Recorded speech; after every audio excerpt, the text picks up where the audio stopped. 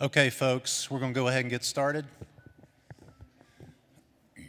Thanks, everybody, for coming to this third Thursday.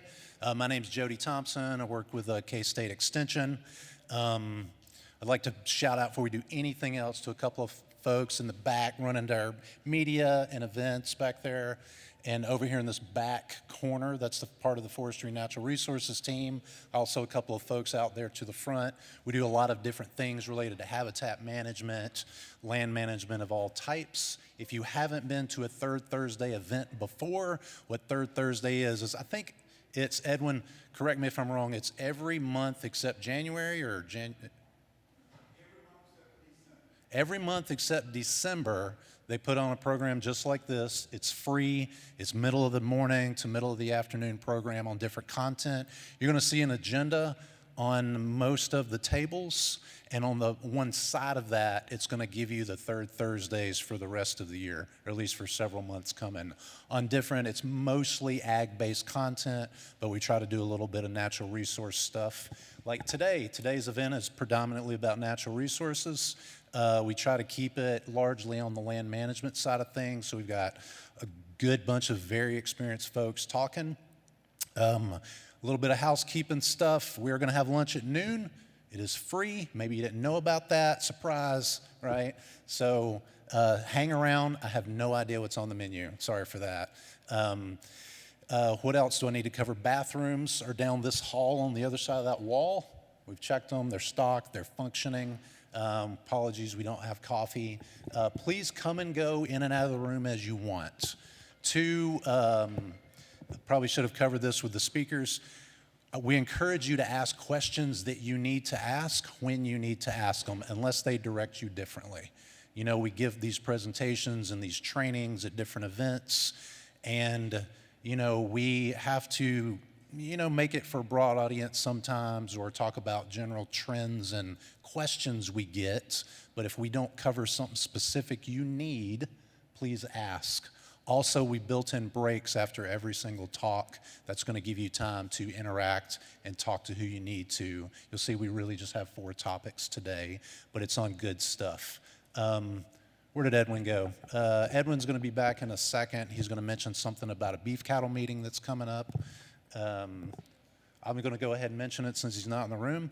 On March 26th, there's an event. It's going to be here. Edwin, can you give them just 2 minutes, no more than 2 minutes on the beef cattle meeting?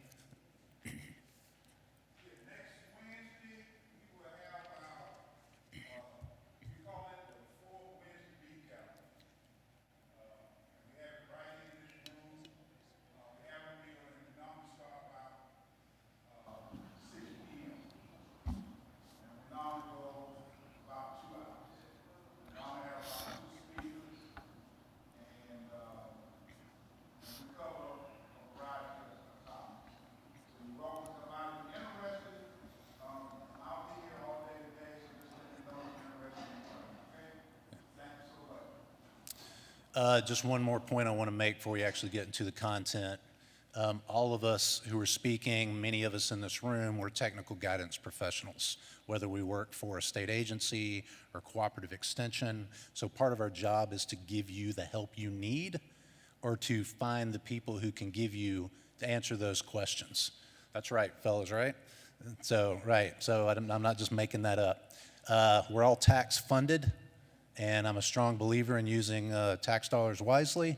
So over the years, I used to get tons and tons and tons of calls about forest health issues and like land management questions. And people would always feel bad because they're not writing me a check for me to provide a service to them. You've already paid for it. You should use us prolifically, right? But that's a very common sentiment. People feel like they're troubling us, right? Because you're used to paying for a service. You've already paid for it. That's our job. Please use us and abuse us. Be polite if you can, right? But, and if we don't know the answer, we're all connected to some really solid folks in ag or natural resources that will have the answers for you. So, all right, I'm gonna shut up because I'm not the one that matters today. We're gonna get right into the content. And first we have Dr. Ray Smith from UK. And he's gonna talk to you a little bit about converting pasture to habitat. Thanks.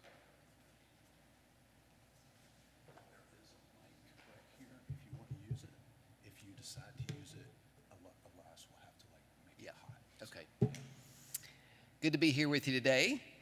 Now, I'll differ from Jody a little bit. If you guys want to write me a check, I'll take it. No, seriously. When I started as forage specialist at UK, I had to sign something that would say I would receive no compensation for any extension work that I do in Kentucky. So I have to actually go out of state if I want to have any personal benefit. But I obviously personally benefit from my job and from my salary. So,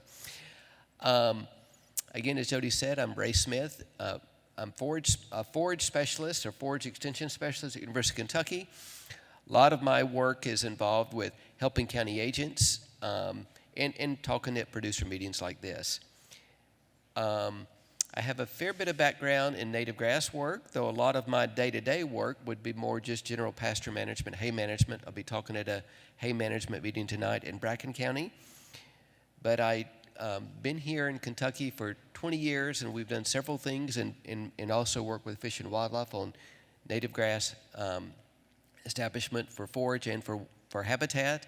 I worked for several years at Virginia Tech, and actually I worked 11 years at University of Manitoba in Canada. And a lot of the wildlife habitat issues there are things like nesting habitat for ducks and for other birds. So fair bit of background, but a lot of my experience comes more from the establishment for forage, but the establishment principles that I'm going to go through you about fit with however you're establishing, particularly if you're trying to, the title is Convert Pasture to Habitat, so the establishment principles fit very much whatever you're establishing and whatever density you're establishing it in. I did bring several publications. Some of you may have picked up at past meetings a Forage Crop Pocket Guide. The authors of that, Dr. Lacefield and others, put together a wildlife pocket guide. So just general principles, establishment rates, even things in here like, the gestation links with different wildlife in figuring out how that fits in with wildlife. So I've got a number of those back there. I'm going to go through establishment, but one of the best publications I know of is put out by Roundstone Native Seed, 6 basic elements for successful native grass and forb establishment. I have several of this booklet copy, but then I made photocopies of the publication. I think there'd be enough for all that are interested. Any of these publications or other ones, if we run out of them back there, feel free just to ask me at the end. And then a couple of other things, like an excellent publication from Fish and Wildlife on edge feathering, field border and filter strips. I'll mention a little bit of that as I go through. Our general forage identification and use guide, but this also has the 4 main native grasses that are used in Kentucky, both for forage but also in wildlife. And then the last one doesn't have much to do with wildlife habitat, but a calendar that we put fair bit of work into. We call it our Kentucky Grazing Calendar. And you may say, well, it's already almost April. I already have my calendar for the year. But the highlight of this calendar is that we give tips for every month of the year for the types of things that you should be doing on your farm setting, particularly from a grazing management and pasture management standpoint. So I've got a few of those back there. Okay, so let me jump into my presentation. I want to make sure that I acknowledge several people that help with this presentation. Nat Colton, John Jennings from Arkansas, retired professor there. Jonathan Kubish, who is now the forage specialist in Arkansas. Pat Kaiser is at the end of that list, but has done a tremendous amount at the University of Tennessee with native grass establishment. So when we talk about habitat, I'm going to talk about it just in a general sense. Some of the other speakers will talk about it more specifically, relating to different species. But we're really talking about, when I talk forages, I talk about pretty uniform stands. And I talk about a limited number of species. When we're talking about wildlife habitat, we're talking about a diverse stands and diverse habitat. And so a couple of examples here of good habitat scenarios. And depending on the wildlife that you're looking to encourage, that's going to depend a bit on your habitat. A lot of what I'll mention relates to establishing native grasses. All the principles that I'll mention fit with establishing any of the forbs, and so I think you'll see that as I go through. But in North America, native grass has covered a huge swath of the central and eastern U.S. In fact, what you see there highlighted is really the native tallgrass prairie. You go further west, you get into the mixed grass and shortgrass prairie. Of the tallgrass prairie, there's actually only about 1% of the existing stands that are still there, because most of those have been converted to agriculture. In fact, one of the largest areas, or the largest area of native grasses, is Fort Campbell in Kentucky, because that's been in the military for a long time, and so a lot of the area was never cultivated for agriculture. And so actually there's some pretty neat native stands there. Now these first two, you look at these and you say, well, I don't really want broom sedge. That is a native grass to Kentucky and to the U.S., and that can be useful habitat. It's pretty low quality from a forage standpoint, but can be useful habitat the way it grows. Purple top is another one, a native warm season grass that comes up late in the season. But I'm going to refer more to the main four grasses that fit into the native tallgrass prairie. One is big blue stem, early to midsummer growth. And if you want to plant any of these into a grazing system or hay cutting system, or you want to have wildlife habitat that you also have that multiple use, the big blue stem is really the best fit because of the forage quality and the production that it gives. Indian grass is the latest maturing of the tall native grasses, so it's going to have the growth and the stature are going to come later in the summer. Little blue stem is a shorter grass. So I mentioned in some of those photos that I showed earlier about the benefit of having different stature, different heights of plants in the system. So smallest stature, appearance is similar to broom sedge, but it has forage quality value, where broom sedge really doesn't have the forage quality value. So it fits in that kind of mixed system if you want to use this as a forage as well. It also tolerates poor soil. So when I show you some seed mixtures a little bit later, I'll talk about mixtures of these, both for the mixture in the structure, but also many of our lands have different types of soils and different fertility of soils, even in the same field. So that's one of the benefits of adding little blue stem. Switchgrass is one of the main grasses of the tallgrass prairie. There's two different types. The upland types are a little bit shorter. Lowland types can be up 6 to 8 feet tall. We did a lot of work at University of Kentucky with switchgrass as a biomass crop because of that growth potential, and it also tolerates poor soil. Earliest maturing, so it doesn't give the added benefit of late summer growth that you get with big blue stem or Indian grass. So it's not that much of a advantage over some of our cool season grasses in a pasture or hay system. It can, particularly the lowland types, tolerate poor drainage.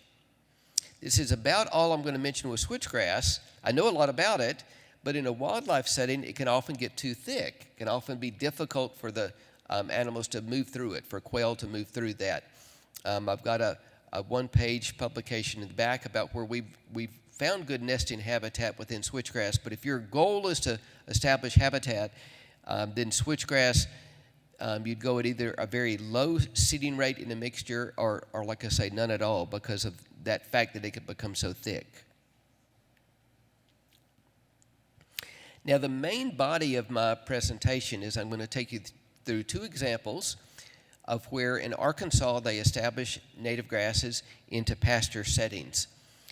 And both I'm going to emphasize several things, but a lot of what I'm emphasizing is what they're doing early on to get those stands established. So the first one was mixed tall fescue and Bermuda grass, and they mowed and then burned the residue in March, sprayed with 2 applications of glyphosate. There's some controversy these days with glyphosate or Roundup is the main product that's been sold because of health concerns. So with any herbicide, you definitely want to use protective measures. But if you want to establish, if you got an existing pasture, existing hayfield, even existing kind of just general area, or you cut trees down, to get new things established, particularly native grasses and forbs that have very low seedling vigor, you need to remove all competition. You could remove that from tillage, but on sloping ground, tillage can cause erosion. Tillage can be expensive. And tillage can stir up weed seeds that are in the seed bank that can be a problem. So we found over time, all of the extensive work at University of Tennessee with Pat Kaiser and his group have found that if you can suppress the existing vegetation with a broad spectrum herbicide like glyphosate, you have the best chances for success. They use a Truax no-till drill, so that can handle native grass seed. They rented it from their Arkansas Grass and Forage Council, but there's a number of organizations in depending what county you're in that you can rent those drills from. And then after they seeded, before the grass even came up, they used another herbicide called Plateau. It can be very effective with pre-emergent control of weeds. So they've sprayed once. I mentioned they had 2 applications of that herbicide. This is May 13th, right before the second application. So even though they did 1 application in late April, they've still got a fair bit of the grass and weeds that weren't killed that are growing back. So that second application is really important. And then they were drilling the seed in May. When we're talking about drilling warm season plants, which majority, all of the grasses I'm mentioning are, and most of the forbs are warm season plants, you definitely don't want to be in a rush to plant those. You know, the weather's warming up, the soil's dry, you can get in a hurry, but you want to control the existing vegetation. You want to make sure that the soil, ideally the temperature is about 65. Definitely it's above 60, so it's warmed up enough so that seed can germinate. And in that previous slide, I have a little box down at the bottom, just making the point about making sure that the depth you're seeding at is 1/4 to no more than 1/2 inch deep. And you probably can't see it from where you're sitting, but there's a couple of seed that are actually on top of the ground. So that's kind of a good rule of thumb. After you seed it, if you go back and look, a few seed on top of the ground, on top of that drill row, mean that the rest are probably quite shallow. Or you can get out there with your pocket knife or a pencil or a ruler and just check the depth. I don't know how many farms I've been to with seeding all types of different forages and native grasses that they've asked me to come out because they said I had bad establishment and they think it's because they had bad seed or some other reason kind of beyond their control. And even just one into last week that I went out to, almost every case that I see poor establishment, sometimes it's because competition from weeds, but often it's because of going too deep. And a benefit of a no-till drill is they're heavy units, they can cut through existing sod, but because they're heavy units, on soft ground like we have in the spring, they can often go too deep. So essential for you to go and look closely after you seed that you're not going too deep. And you may have to reset your settings on that drill several times to make sure you have the depth very shallow. The example I've often used is in a county not too far from here where someone had seeded 50 acres of alfalfa. They'd used a really expensive seed. It was $7.50 a pound, and it had a terrible establishment. And they were blaming the seed company. They wanted to sue the seed company because the seed was so bad in their mind. When I got out there and looked, they had seeded it all about 1.5 inches deep. If that farmer had taken even 15, 30 minutes to get out of his tractor, to go back and look at the depth, he would have saved himself a whole lot of effort. But he was so intent on getting that 50 acres, those 4 different fields, seeded in one day, that he just got in a rush, and he wasted thousands of dollars of seed. So here's the seeding, May 27th, about a week after that last spray. Here's the plants just starting to come up 6 weeks later, still pretty low. I mean, still pretty Not much growth, but you can see the drill rows a little bit. But one of the main points I want to make is they did such a good job of controlling the existing vegetation that you're not having competition. If they had just gone with one spray, or maybe they didn't spray at all, then there'd be all kind of growth from the existing grasses and weeds growing there. Here's August 20th, 3 months after seeding.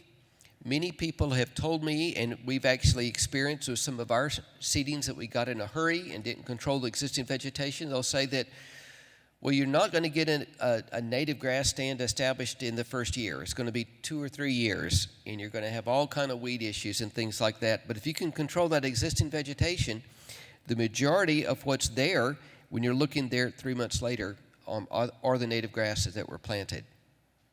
And then here's 4.5 months later, excellent stand. Okay, let me give you another example of a farm. Another county there in Arkansas. I'm using Arkansas just because they have such a nice sequence of photos that Dr. Jennings put together.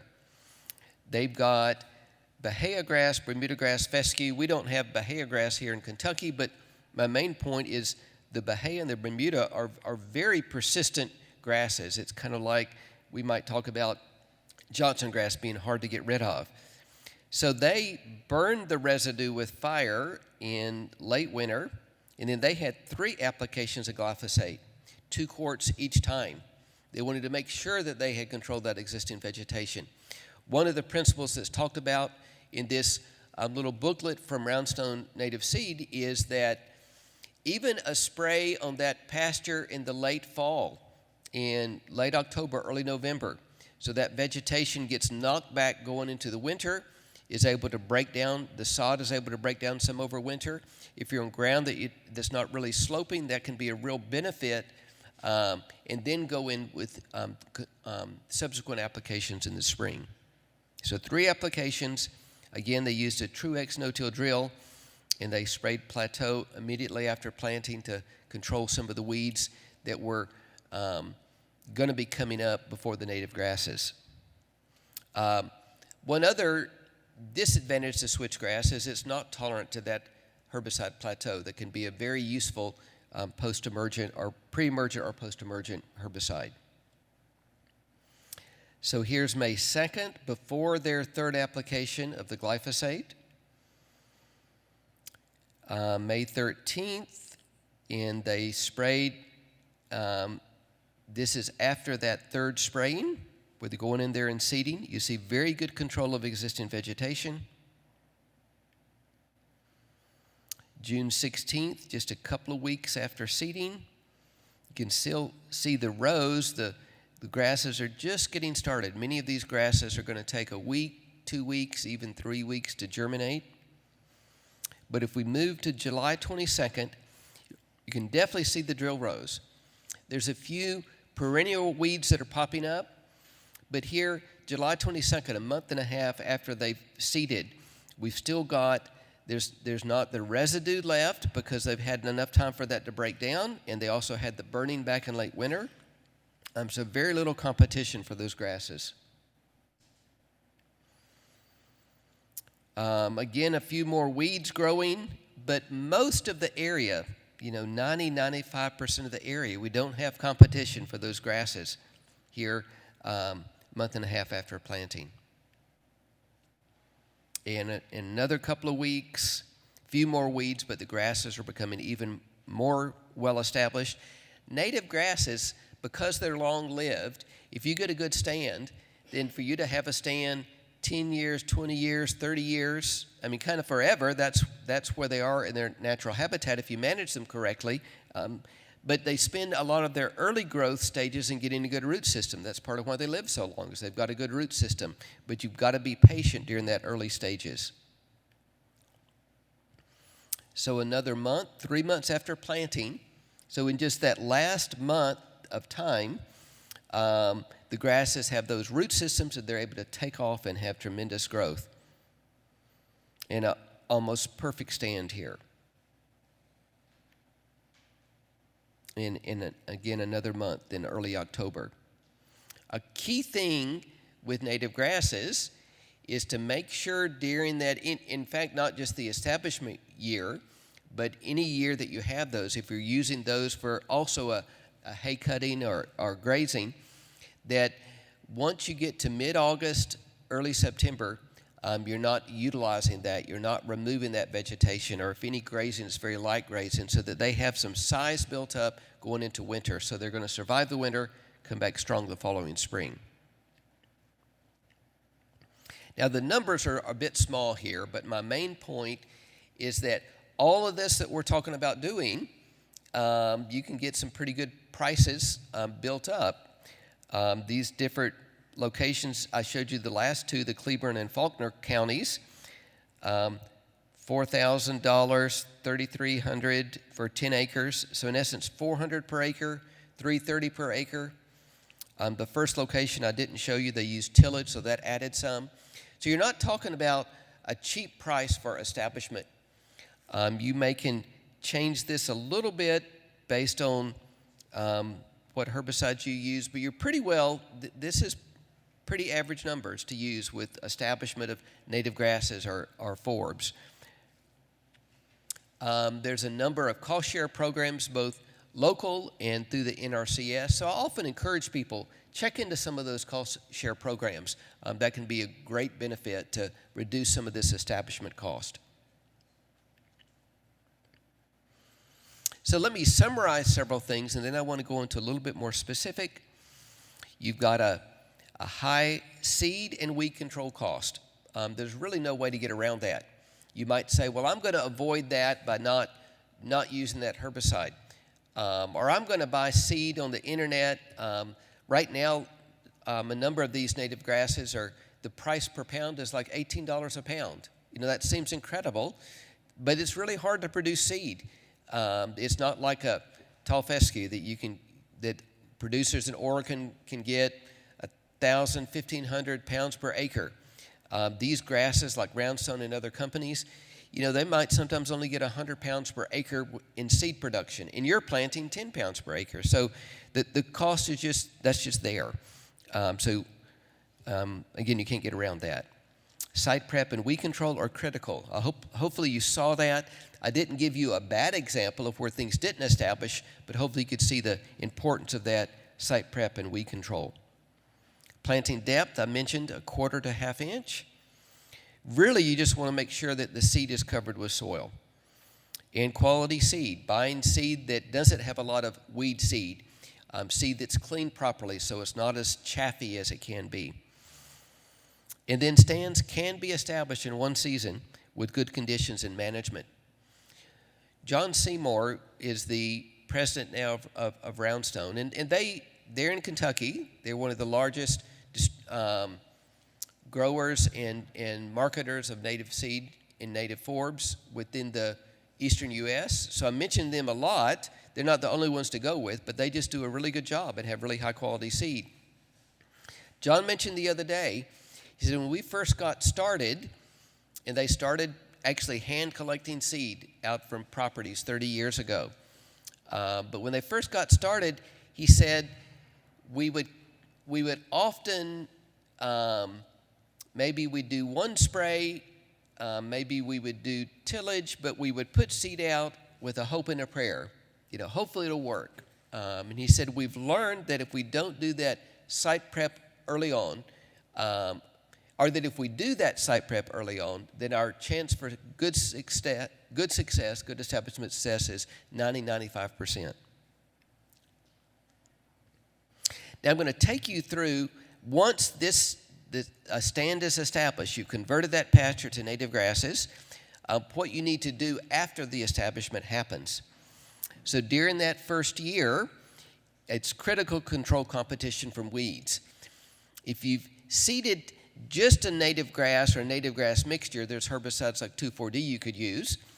If you've added forbs in there, which many of us want for wildlife and for pollinator mix, then your only option is clipping or mowing.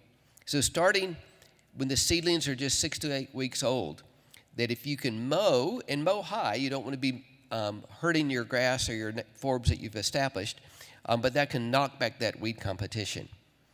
And then avoid mowing once you get to mid to late August because you want growth to happen. Even though you may have some weeds there, you want to make sure those grasses and forbs have a chance to be strong going into winter. So second year, so you've established the stand. What do you do that second year? Normally they're well established a year after planting, but often there can still be some problem weeds that might be coming up. A dormant season herbicide spray in March is an option.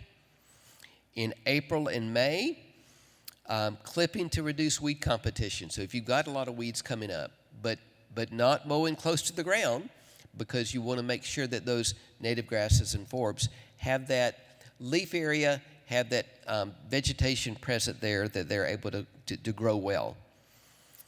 I put here nitrogen application is normally not needed.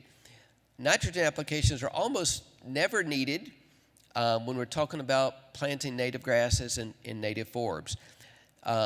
If I was, when I talk tonight and I'm talking about hay production and I'm talking about how to maximize hay production, I'm going to talk about a spring nitrogen application to get more growth.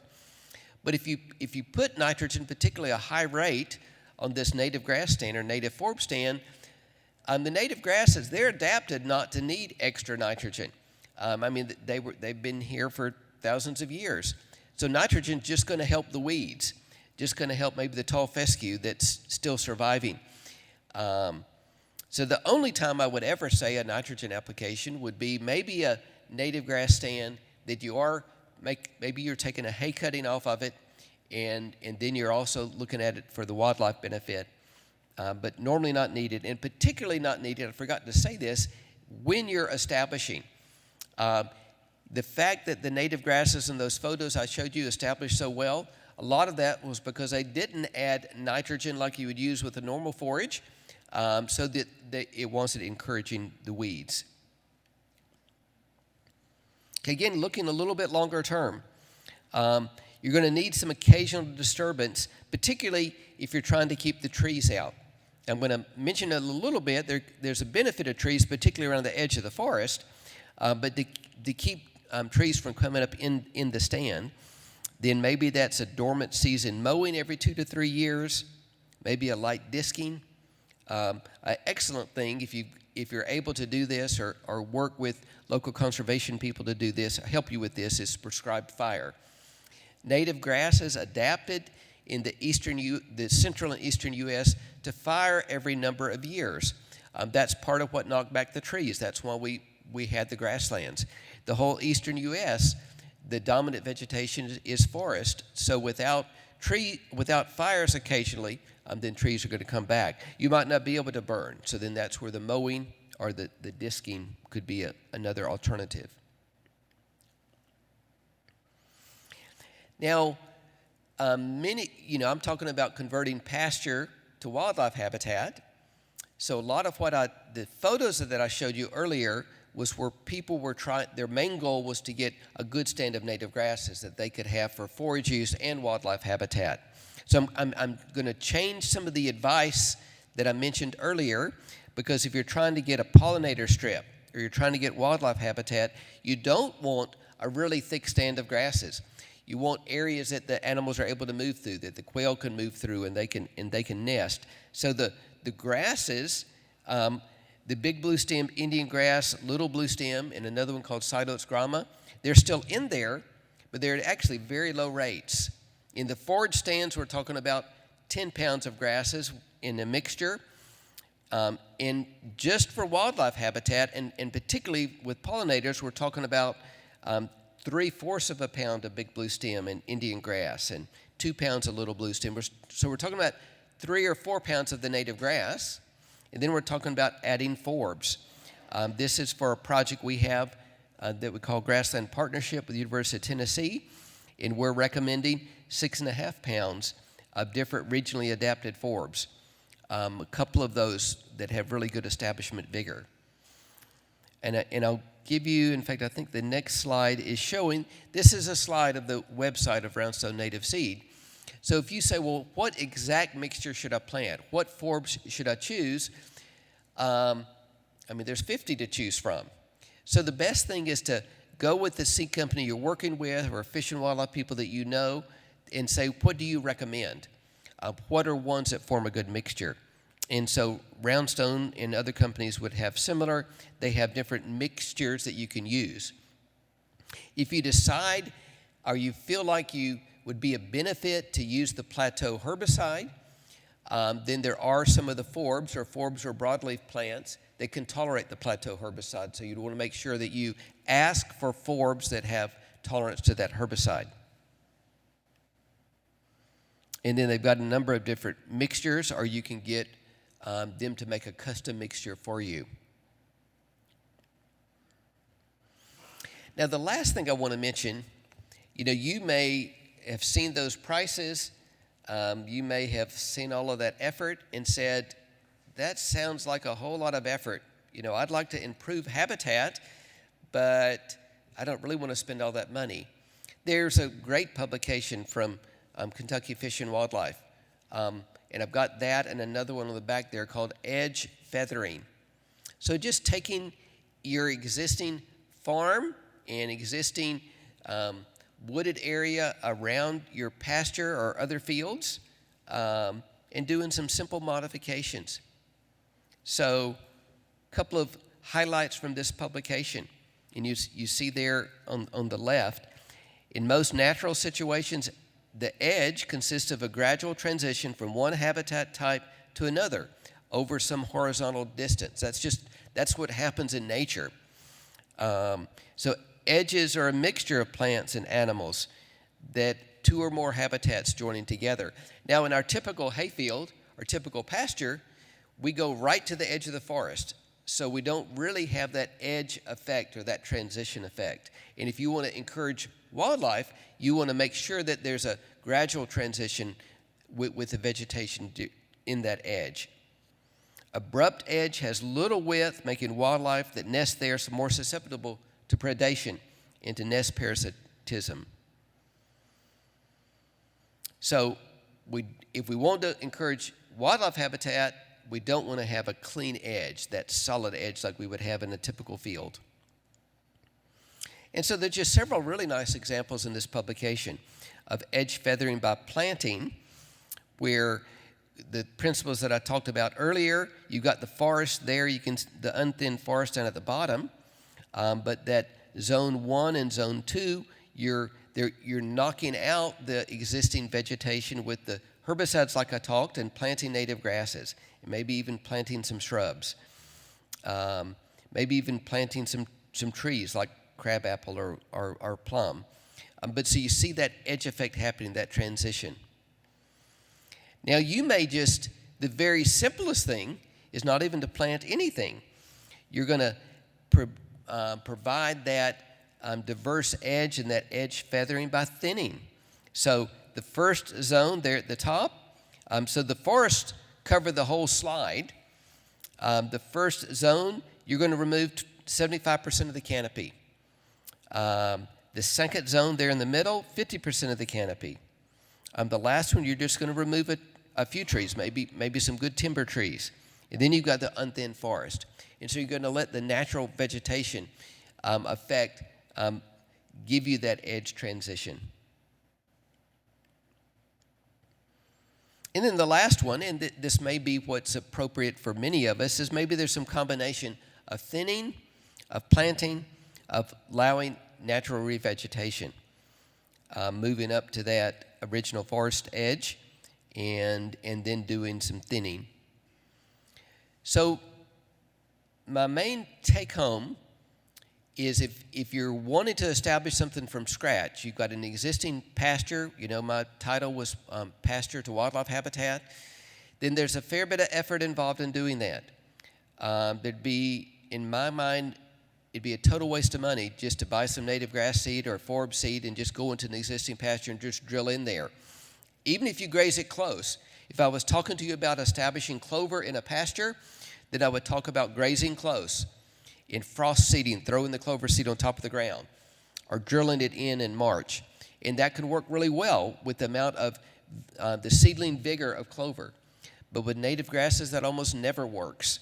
So taking some time to control that vegetation ahead of time is, well, you go from 10 or 20% success by just putting the seed out to, as John Seymour said, 95% success rate. But don't think that you have to do that to have habitat. Something I don't have slides about. I mean, you could improve habitat for rabbits just by having some brush piles. This edge feathering, thinning out some forest land. Maybe you've got an area that has a lot of broom sedge that you don't really want because you've heard it so bad, but to have those wispy broom sedge growing in the field can be useful for habitat. So I'm going to end there and ask if you have any questions, and hopefully the publications I have can also be useful.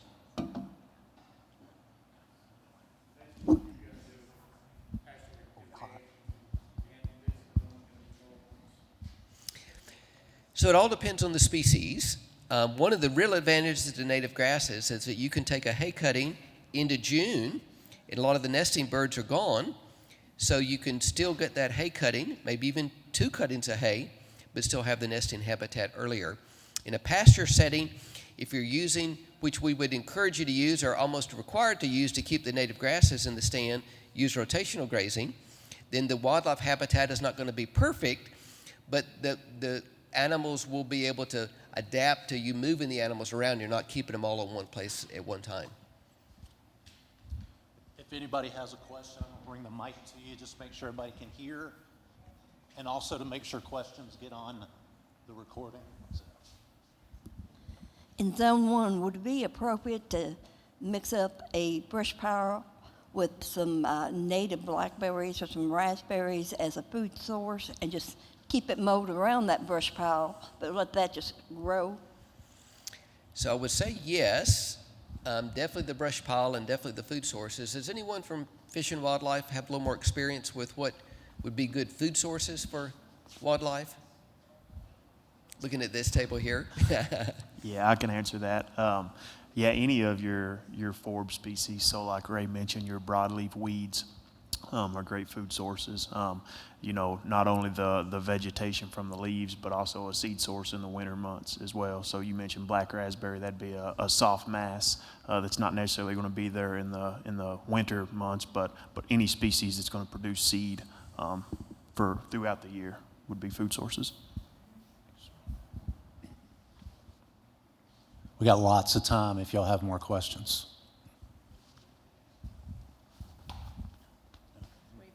Oh, okay, sorry.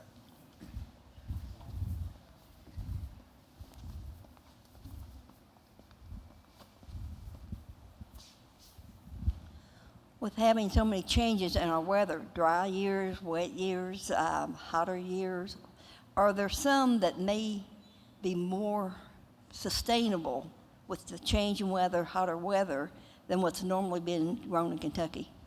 Very good point. And if I was not talking about wildlife at all, I was just talking about resiliency in a forage system, in a hay or pasture system, then I would be standing up here and talking much the same thing. I would be talking about the huge benefits of planting the native grasses. All the ones I mentioned are warm season grasses, so they can handle hot weather, they can handle dry weather, they can handle low fertility soils. So the grasses that I've mentioned are the perfect things to adapt to our changing climate. And if you think about it, grasses that have survived for thousands of years, they've survived some pretty big weather extremes over the years. And so they're just really well adapted to our weather. And even, you look at planting in June, you say that's really late to plant. Okay, these are warm season grasses. They need to have warm soil. Sure, they need to have moisture to germinate, but that's where the benefit of using a herbicide to burn down the existing vegetation is you're not losing moisture by tilling. The moisture that's in the soil that's happened through the rains in the spring are being held there, and then you get a good rain or two in June, and that's sufficient to get those grasses started. The roots start going down and get down to moisture. That'd be totally opposite if I was talking about establishing cool season grasses. I would talk about how the last 2 falls have been so dry that it's been really hard to establish cool season grasses and legumes. That in some ways you might almost say the weather extremes, in particular the hot weather, is a benefit to the native grasses because they're able to once established, they're able to outcompete some of the cool seasons. For someone that doesn't want to use some of the herbicides or use less of them, would crimping what's you're trying to get rid of, crimping it down, would that be a alternate solution that works? So you're talking about crimping, like having something like rye that grows up tall, and then you knock it down with a roller. I don't know of much work that's been done with native grasses or forbs with crimping, because it still is providing a fair bit of shading. That works well with transplants. I would almost think if you're establishing native plants, you would need to go into a transplant. Do you all have any experience with that? Do you know? How big of an area are you talking? Like, is it like a smaller area? Do you have? Like in general, if it's like, especially if it's a smaller area, there's a process called solarization, and you can put down like a black tarp, for example, and it can take care of weeds without using herbicide. So. And tell us a little bit more with the solarization. So it's not just putting it down for a week. Yeah, so you probably put it out for at least one growing season. That way you get a good kill on all the weeds and whatnot, and then you can come in the following year, and then that's when you could top seed it. So. Yeah, so you're shading the weeds so they don't have sunlight. They don't, the solarization part, you're heating it up, so you're killing weed seed that are there, you're killing plants. So that's going to give you the same effect as using a herbicide, but harder, obviously harder to do on large areas. You could use tillage, but the problem with tillage is you're just kind of stirring up the weed seed. So it's going to take repeated tillage to be able to really knock back the existing vegetation. I'd like to comment too on the non-herbicide methods. Most of the time, especially on larger scale, it's very difficult to get the adequate level of weed, especially with the broadleaf weeds that you need, because you see succession of weeds and the things that are coming up in the seed bank. And sometimes when you're using these methods like shading, solarization, combinations of methods, sometimes you need to have a longer period of competition control for that to be effective. Okay, I'm going to have to leave after break, but I'll be around if you have follow-up questions. Glad to answer those. Thank you for having me here. Thank you.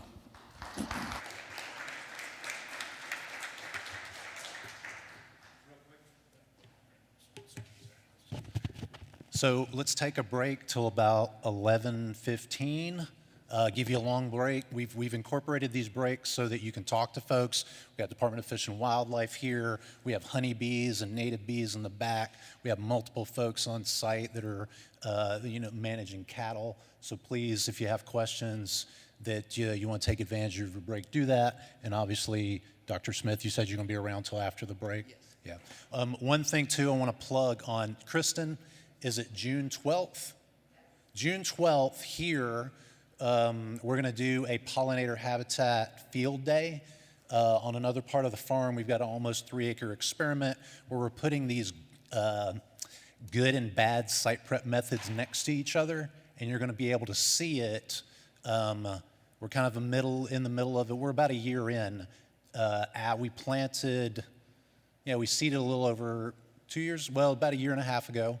So we've got some stuff coming up. We've got a mix of plots that have a lot of weeds, those that have better, native warm season grass and forb establishment. So keep that in mind, and you'll also get some kind of notice about it, especially if you're on our mailing list. Thanks.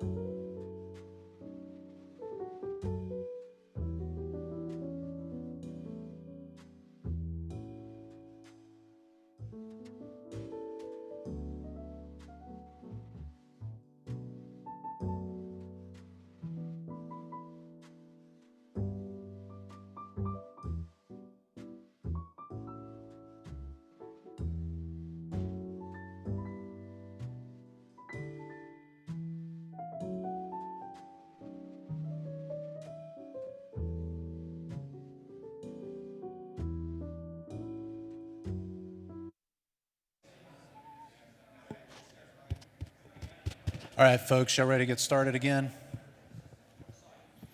All right, our next exciting topic of the day, we have Jeff Crosby and we have David Baker in the cheering section right here.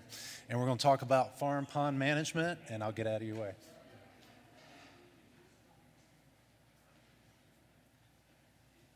Well, thank you. It's a pleasure to be here today to have an opportunity to talk to you about farm ponds. As he said, my name is Jeff Crosby. I am one of the fishery biologists in the Central Fishery District. The Central Fishery District encompasses about 26 counties in the Louisville to Lexington to Cincinnati area. So we've got the Golden Triangle and about 45% of the population of the state that we get to deal with on a daily basis. I've been with the department for about 34 years. I've spent about 31 of those years dealing with the management of fish in the Central District, including farm ponds. I've talked to a lot of people over the years concerning their farm ponds, and it's one of my favorite topics. But as he said, David Baker, who's also in the Central District as a fishery biologist, is also here. And when we get done today, we'll be around for a little bit and be happy to answer any specific questions that you may have. During that time, but we'll kind of go over some of the basic things of farm pond management here in Kentucky. Just to start off with pond construction, let me ask a question. How many people here have a pond? Oh, got a few. Great. Anybody thinking about building a pond? No. Okay. Well, I'll spend a ton of time on it. If you have a pond or you're thinking about building a pond and you do anything engineering related to it, like building, renovating it, trying to fix a leak, erosion, I highly recommend that you touch base with your local Natural Resource Conservation Service office. They have a lot of experience dealing with that engineering part, those soils, the geology of the area, and they can save you maybe a little bit of time and effort and hassle dealing with problems in your pond. But highly recommend that you touch base with them. But on the fishery end of this, kind of things that we recommend that you think about when you build a pond is that you want about at least an acre pond on average for a good manageable pond. That acre pond, we like to see about an average depth of 6 feet, maximum depth of 12 to 15 feet. You don't need a real deep pond. You don't gain anything. It actually can be a little problematic for you at times. But you also don't want a shallow pond. And the reason for that is sunlight penetration to the bottom is the key to aquatic plant growth in your ponds. And you don't want to build a pond or have a pond with excessive shallow water because that's just going to lead to a lot of headaches and trying to figure out ways to control that aquatic vegetation. The drainage area of that 10 to 15 acres per one surface acre is so the pond will have water going into it. And generally that rate will keep a pond full most of the time, except during extreme droughts. The bank slopes also, that 3-to-1 slope is also dealing with not having a lot of shallow water. Again, shallow water being the key to the aquatic plant growth. So having a little bit steeper banks and maybe going out, benching it to a flat spot where a fish can spawn and then dropping it on into the deeper depths of the pond can be very beneficial to help you manage some of the aquatic plant growth. Again, trying to head it off before it becomes a problem. Limiting the access to livestock is so, again, when you get livestock in a pond, they have a tendency to push those shorelines down, and again, creating that shallow water that can be problematic for you. The water control structure is, we'll say that's kind of the Cadillac version of a farm pond.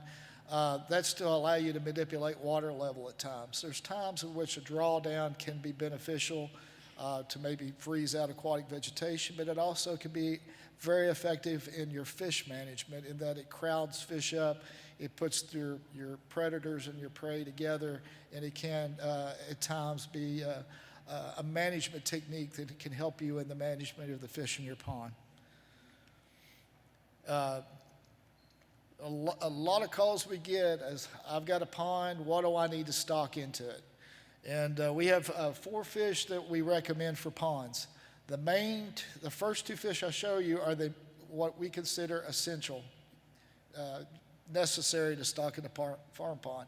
One being the largemouth, that's going to be the predator in the pond, and the second's going to be the bluegill. Bluegill is the prey.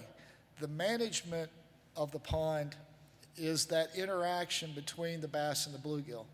The bass are going to feed on the bluegill, keep their population in check, and help with their growth and how well that population does. In turn, the reproduction of those bluegill for the bass is going to dictate how well the bass do. So you're playing kind of these numbers games with those population in order to get the pond to where you want it to be. So those are 2 of the main fish for the pond that we consider a necessity. A red ear sunfish, also known as a shell cracker, some people may know, it's just 2 different names for the same fish. A cousin of the bluegill is also a fish that is appropriate to stock in a pond, but not necessarily a necessity. Some people like them, some people,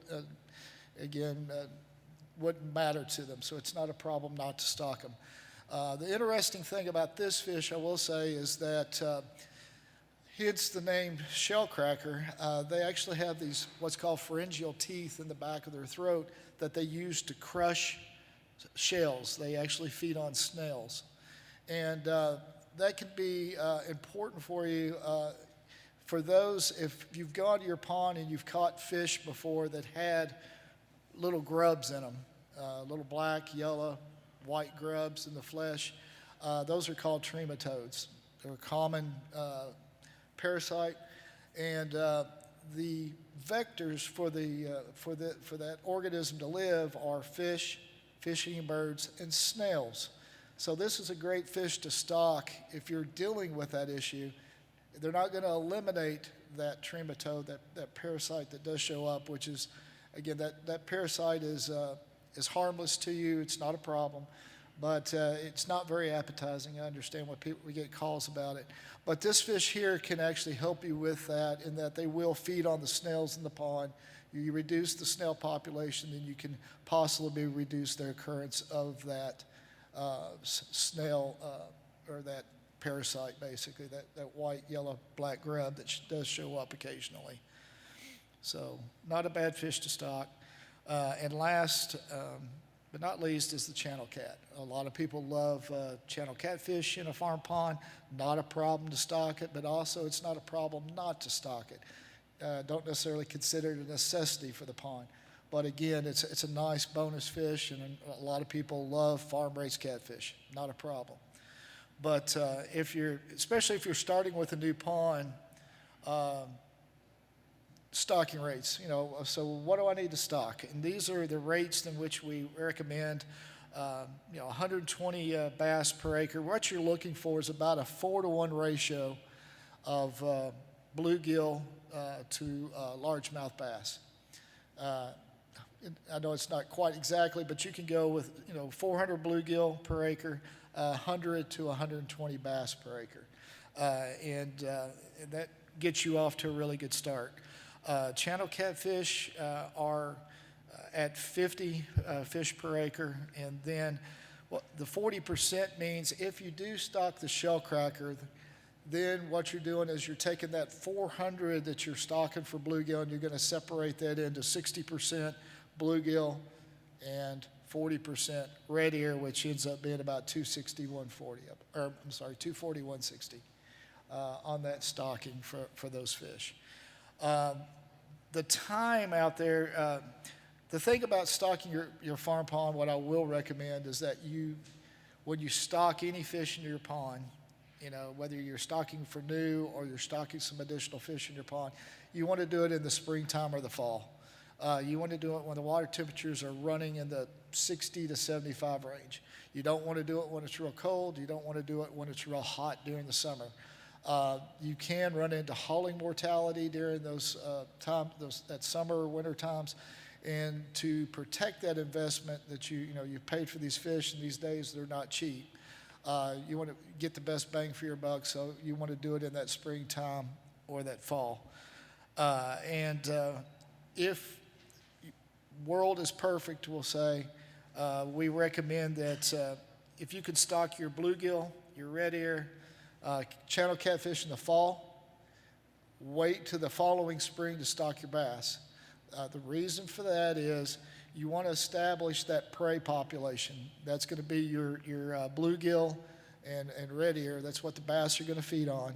And they'll actually reproduce that following spring, the spring that you stock those largemouth, and their offspring is what those largemouth are going to feed on during that next year, and that's going to provide that food for them. Of course, bass are very opportunistic. They're going to be eating frogs and bugs and fish and whatever they can.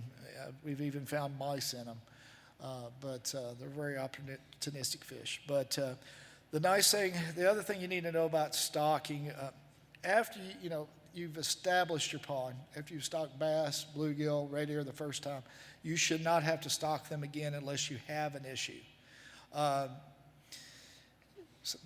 Through natural reproduction, they're going to maintain their populations. So after you get them going, so if you've got bass, bluegill in the pond, we get people that call up and they've got existing ponds and they want to put more fish in. We don't necessarily recommend that because they're already there. There may already be too many of them, and you got to be very careful going back in and stocking on top of existing fish.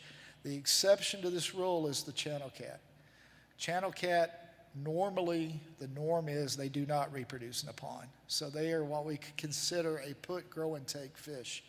You're going to put them in, you're going to let them grow, and you're going to take them out at some point, then you're going to have to put them back in. The frequency of that depends on how often you're taking fish out. So if you're taking, you're putting them in, you're taking a bunch out, you may be stocking every year or every other year. If it's a bonus fish, and we want it out there, we want some, but we're not really wanting to harvest them, it may be something you may need to stock every 5 to 8 years. Understand these fish don't live forever. A channel catfish maximum age is going to be 8 to 10 years old. And so after 8 to 10 years, that stocking is probably going to be gone. There are a few fish that are exception to that rule that do live a little bit longer, but the norm is that's about how long they'll live. Largemouth bass, again, they're 8 to 12-year-old maximum age. Bluegill and red ear are generally 6 to 7 years is maximum age. But again, the bass, bluegill, shellcracker are naturally reproducing and providing additional fish every year through that natural reproduction to help maintain that population. So after you get started, you should be pretty good with those guys. Other fish that are appropriate that we don't necessarily consider sport fish would be a grass carp, a triploid grass carp. They're used to control aquatic vegetation. They're not a bad fish to stock as part of your aquatic plant control. Just understand that they do not eat everything. There's certain plants that they won't eat, so they're not going to control everything that may be growing in your pond. But they will probably be eating on some of the plants that are in your pond, so they can provide that a little additional control. Again, not a necessity to stock them. It's really up to the preference of the pond owner, whether they use them or not, how they want to maintain, if they're having aquatic plant issues. But they are appropriate to use, and they are triploid, which means they are genetically altered where they cannot reproduce. So this is a fish that's not going to reproduce in your pond. We don't want them to because we don't want them to get out into our, we'll say, our state waters and populate and cause issues out there. The other thing about these fish is that they are a riverine fish from Asia. They do like moving water. So during these monster rains that we do get and your pond overflows, there is a tendency for them to swim out. So you may lose some of them during these big high water events potentially. Just it's kind of their nature. Another fish that's okay to stock, again, we don't recommend it a ton, is a fathead minnow, or a lot of people call it crappie minnow. They can be used as a supplemental forage for your bass. They're not going to last very long in the pond because the bass are going to nail them pretty hard. And they'll be there for a period of time. They can provide a little bit, especially if you're kind of dealing with a crowded bass population, which we're going to talk about in a minute. But they can provide you with a little supplemental food. Again, it's going to be for a period of time, maybe for a summer or something. We recommend about 3 to 5 pounds per acre if you're interested in using them as a supplemental fish. But again, not a necessity, but some people do like to use it. It's not a problem to do it, but it's not a problem not to do it either. All right. This is where I'm going to get tomatoes thrown at me. Talking about undesirable fish species. One fish we do not recommend for ponds, and that's crappie. And we get a lot of backlash on that at times because there's a lot of people who love to fish for crappie. The reason we don't recommend crappie in water bodies under 100 acres. The reason for that is their tendency to overpopulate, especially the white crappie. Over the years, I've seen a lot of ponds that were taken over, and then you by the crappie, and then you had a pond full of these 4 to 6 inch crappie, and they pretty much caused the kind of the severe reduction in those other populations. But there are ponds that do have decent crappie, and we recommend if this is a fish that is a desired fish for you and you want to do it, the way that we recommend that you do it is you've got to establish your bass population first. It's not a fish that you would stock as soon as you built your pond. It would be a fish that you would stock 4 to 5 years down the road after your bass population is established, and you'll stock a black crappie. The black crappie does not have the tendency to overpopulate like the white crappie does, but they can if the conditions are right. So again, that's the reason you got to be careful with crappie because they can become an issue and a problem if you're trying for especially a recreational pond. It can be a very problematic, but we have found that if you stock them on a good bass population, the bass will keep them in check. And also any crappie that you catch, you need to harvest. And if you've already got crappie in your pond, you got little crappie, I will still say you've got to harvest every crappie that you catch. You've got to be the predator. You've got to thin that population down, and we're going to kind of talk about that here in just a second. Another fish that we recommend that not to get into a pond is a green sunfish. Green sunfish are very common in streams. About any stream in the state, even some of the small streams, you could find these fish. If you like to fish on lakes and you always feel, say you're bass fishing with a worm or something, you always feel that pecking, but it's not a bass, it's generally these guys. They're incredibly aggressive. They're what we call a pioneer species. They can actually swim against the current during these big flood events and actually swim up and over dams. And where we get a lot of people that say, hey, we never stocked this pond, but it's got fish in it, it's generally these guys. They have a tendency, they want to take over water. And they don't get real big. They got a little bit of color in their face, but they're pretty a drab fish. But they got a pretty big mouth. But again, they could cause some problems, especially for reproducing fish in your pond because they are that very aggressive. The thing you need to also know about these fish are if you use hybrid bluegill, this is one of the fish they use to cross to make that hybrid. They cross the green sunfish with a bluegill to create a hybrid, these Georgia giants, these hybrid bluegill.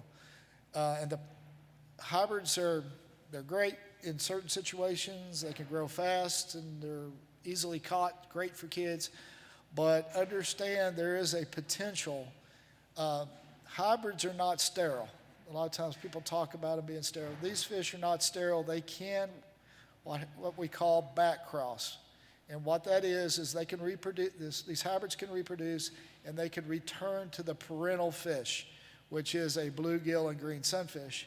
So that's another way green sunfish can show up into your pond, is through that back crossing, and because you've stocked hybrid bluegill in.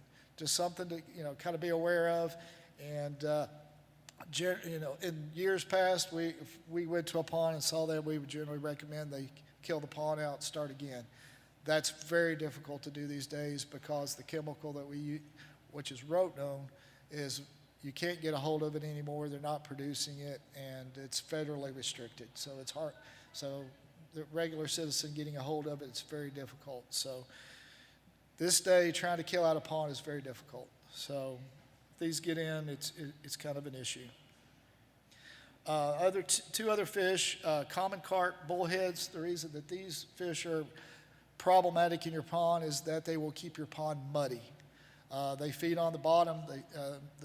The common carp, they root on the bottom and looking for bugs.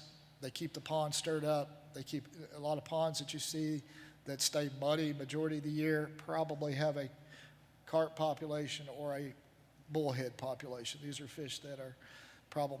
Now, what you also have to understand that a koi is essentially a common carp that's a variety that's bred for its color. It's still basically a common carp. It's just that genetic variation with the color. They root on the bottom. They can keep ponds muddy also. So stocking koi, we don't generally recommend when you're dealing with fish management in a pond because they can keep the pond muddy.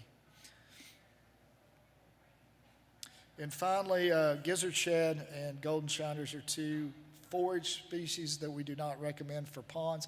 They're great in our big lakes as a forage fish, but in ponds they can cause a lot of problems.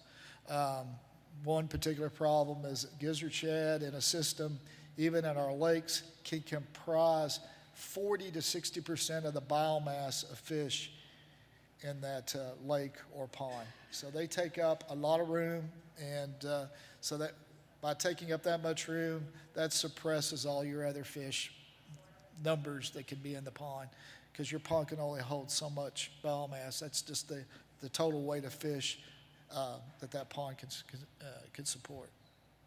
So those are two fish that we do recommend staying away from. That can cause some issues. And kind of getting into the fish management part, we talk about balanced ponds. Balanced ponds is where you got bass on your right, bluegill on your left. Okay, and notice you've got big bass, you got intermediate bass, and you got little bass. And that's what you want to see. You want to see the bass reproducing, and you want to see some fish coming up, but you also want to have those bigger bass that are there also. Same thing on the bluegill. You've got your bigger bluegill, you got those intermediate size, and you got little bluegill. You got that reproduction going on. You got your future. You got your future with the small ones. You got your now with the bigger ones, and so basically, if you're fishing your pond and you're catching 6 to 8 inch bluegill and you're catching 12 to 15 inch bass with occasional bigger one, you're a pretty balanced situation. But honestly, you're probably better than most ponds that we ever saw in the past.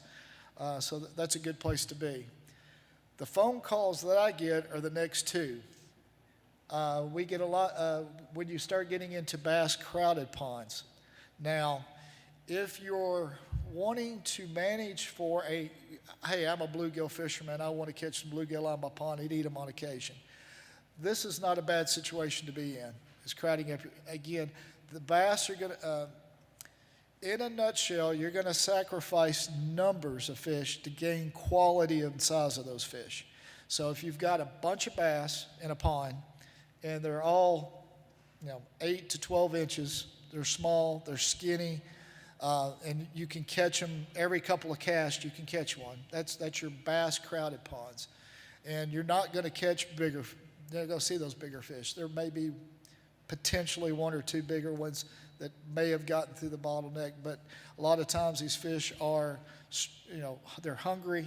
There's not a lot, they're basically eating themselves out of house and home. They're skinny, and eventually I think they die. They can't survive the winter because they don't have the fat resources to make it, especially as they get older. So, but it puts a lot of pressure on your bluegill because there's so many bass that are feeding, so they keep the bluegill in check. They keep those bluegill numbers low. Again, you're sacrificing the numbers to gain that quality size of the fish. So it's a great way to manage for a trophy bluegill situation. So if you like trophy big bluegill, you do want to protect your bass and maybe let them crowd up a little bit. The other extreme of that pendulum is where you've got crowded bluegill. This is a pond that you may only see bluegill up to 3, 4, maybe 5 inches, and they're every cast. There's a bunch of them, but there's a few bass in that population. They're couch potatoes. They can eat at will, low in number, but they got a lot of food and they get big. This is more of a trophy bass scenario. And again, that balance pond is that intermediate between these two. So it really comes down to what you're looking for. But we get a lot of calls about that bass crowded, and where my bass are not growing. Why aren't they not growing? Why come I don't have big ones? My pond's 6 years old, and everything's 8 inches. Well, they're crowded, and they're not growing because they don't have enough food resources. And the way that you combat that is either you got to stock more bluegill, or you got to start harvesting bass. And you say, well, that's under 12 inches. How do I do that? You can contact us. We can provide what's called a fishery management permit, and that would allow you to harvest undersized bass from that 12-inch statewide size limit, would allow you to harvest those fish as a management practice in order to try to thin down that bass population to get to a better fish. We've done this in some of our small impoundments where we've had some problems with these crowding issues. We've actually put slot limits on, and that's where you can keep fish under 12 inches or over 15, but you have to let the 12 to 15 inches go. That's a slot limit, and that's so that we can try to thin down these numbers of little bass. But also, like I say, we can help provide you for your private pond to be able to do that through that management permit. You just need to give us a call. But we've, in some of those crowded lakes, we've actually gone in and removed bass, and what it does, it thins down that population, and then we start seeing that return and better growth. And again, the three main things in these populations that we're looking at are growth, recruitment being adding fish, and that recruitment could be through natural reproduction or it could be through stocking. But we're looking at recruitment. That's the way that you increase the population. And the way that the population goes down is through mortality, and that mortality is through natural mortality or by fishing is another type of mortality. And just understand that these populations have natural mortality. A 25 to 30% mortality rate for largemouth bass in about any system in Kentucky is common, which means that 25 to 35% of the population is going to die during a given year. We can't see the fish in the lake, so we just don't think about that. But that is kind of a reality, and some of those fish are being eaten by, another fish, or they're being eaten by a heron or an otter or whatever. There's a lot of different ways that there's mortality in fish.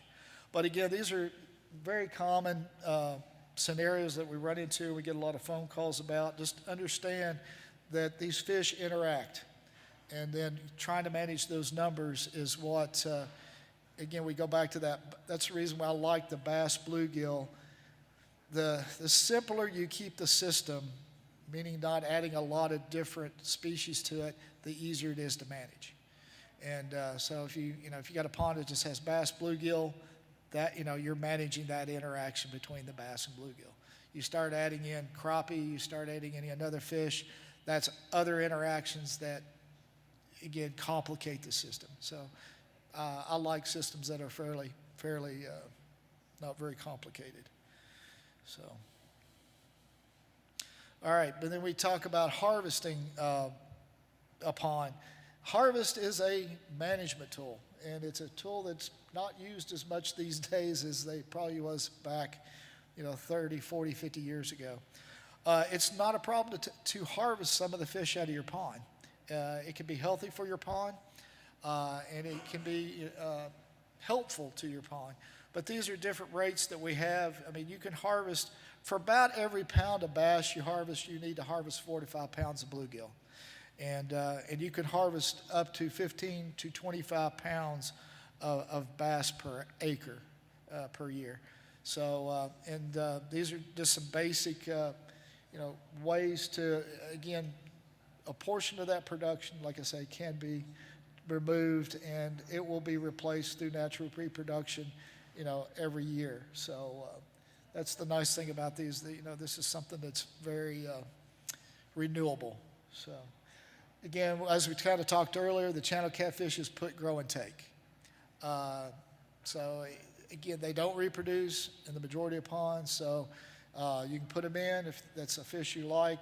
Take them out, utilize them, put a few more back in as need be. So, but again, don't feel bad taking a few fish. And like I said, if you have crappie in the pond, you need to harvest every one just to keep that population in check.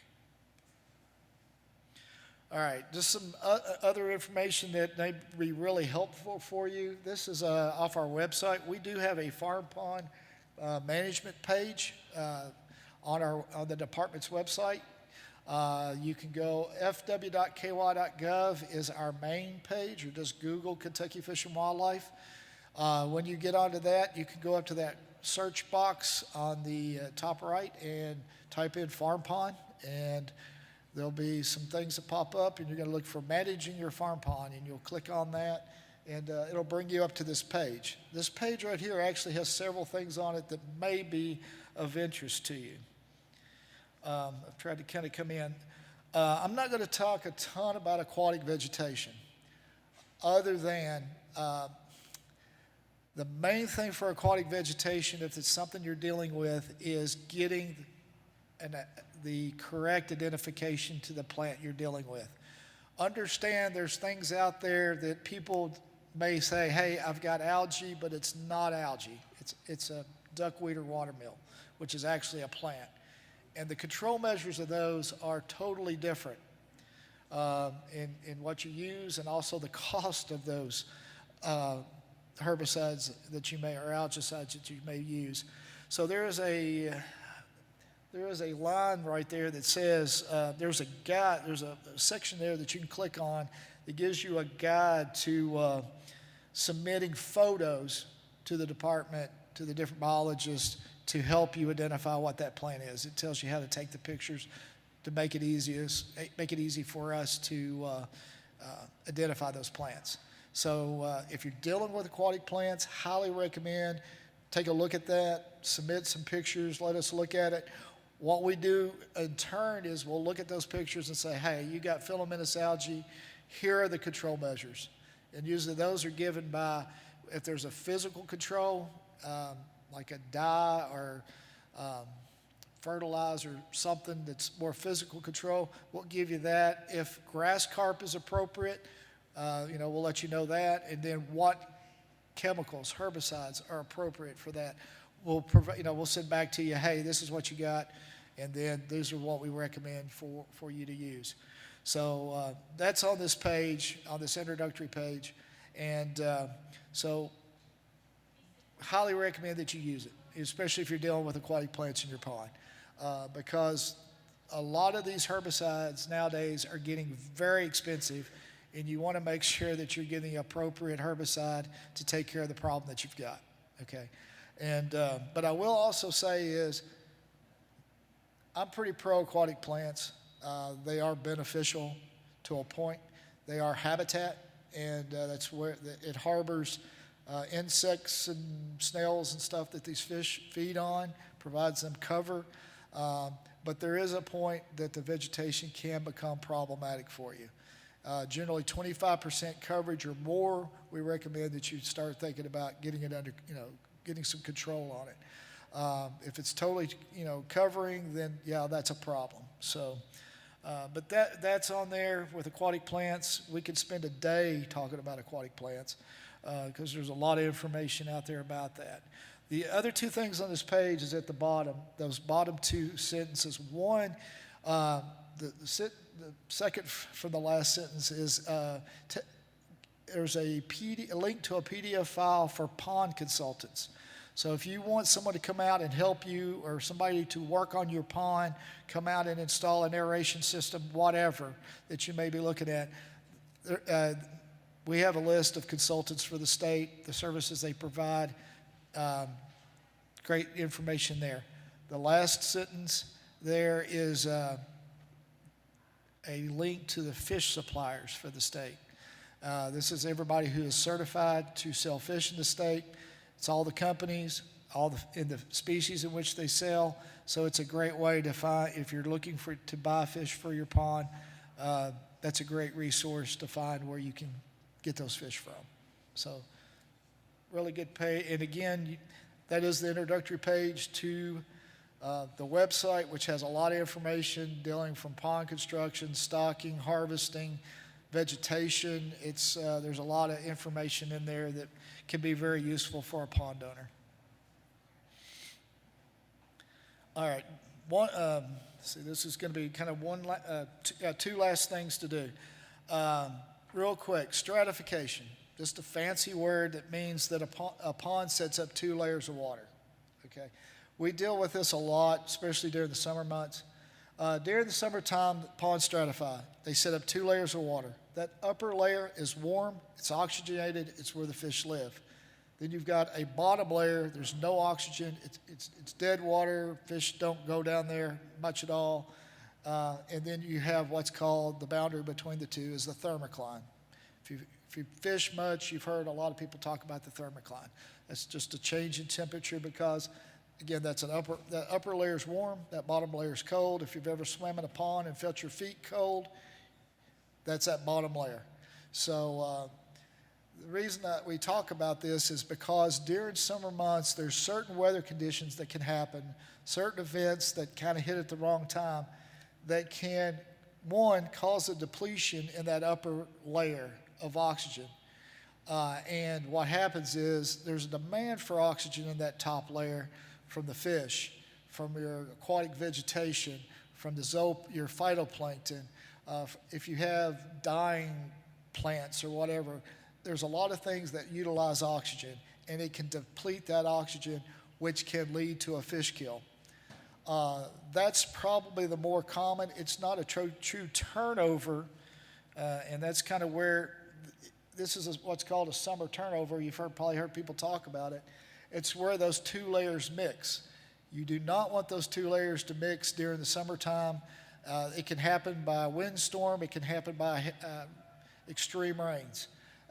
If it mixes, again, it's going to, essentially drop out the oxygen, and then that leads to these summer fish kills. So if we've had the right weather, yes, summer turnovers can happen. But a lot of times, if we get into these summertime, it's really when we get into that hurricane season and we get one of those tropical depressions that come up, puts us into cloudy weather for about 4 or 5 days, maybe some heavy rains with that. A lot of times I've had as many as 75 phone calls in a day of people dealing with fish kills during some of those events. So just understand that a lot of the fish kills that we deal with are natural kills. On rare occasions, yeah, it's due to chemicals or something got spilled. But just understand it's not uncommon to have a fish kill in your pond, and it does occur naturally. And it's just wrong conditions. We'll call it the perfect storm scenario that will lead to that.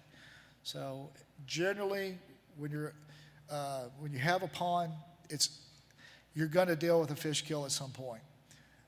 The important thing is how often, the frequency of those kills. If those kills are occurring every 3 years, then that's when we start talking about maybe you may want to think about an aeration system.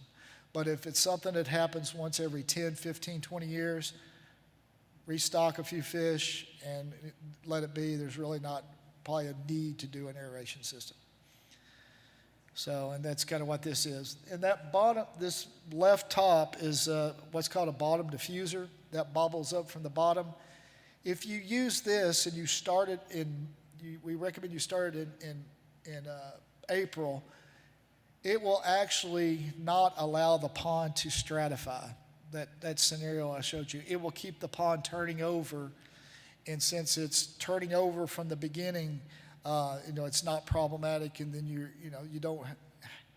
now have water from top to bottom that allows fish to live. So unlike the fountain, it's only doing that surface. It can still stratify with the fountain. So just know that the aeration can matter if you're trying to deal with that. And one last thing, and which is a huge phone call for several of us in here at times, is dealing with nuisance animals, like a muskrat or otter or whatever that it may be. There's 3 options that you've got. And that's you can hire a nuisance control operator. You can go on our website under the wildlife tab, and there's a section on nuisance animals that will, you can search your county to find who takes care of muskrats in your county. You can hire them to come in and remove those animals if they're causing you a problem. That's one option. The second is you can, on that same web page, there's another link that can put you in touch with a trapper. A lot of these trappers are always looking for places to go trap and to get to trap animals and these fur bearers. So that could put you in, if the season's in, it could put you in touch with one of these trappers. They'll come in, generally not for a fee, they just want the animal, and they can come in, collect, and help trap that animal out of your pond. And then the last one would be you could do it yourself, however, or you can designate an individual to assist you. But you will need to contact your conservation officer or your regional wildlife biologist to get a permit to do that, to take it out of season. The problem is if it's everything's in season, as long as you're following, the law, you can do it yourself. But if it's out of season, there's an animal there, it's causing you a problem, causing a little bit of destruction to the property, then you can touch base with your officer or your regional wildlife biologist. Sorry, I can't help you with that. I'm a fisheries. But anyway, just a few things about ponds that people deal with, call us about. So anybody got any questions? I've got a small pond. Right now it's winter. Okay. The summer is coming. I don't know if there's any fish in your pond. I've never put any in. All right.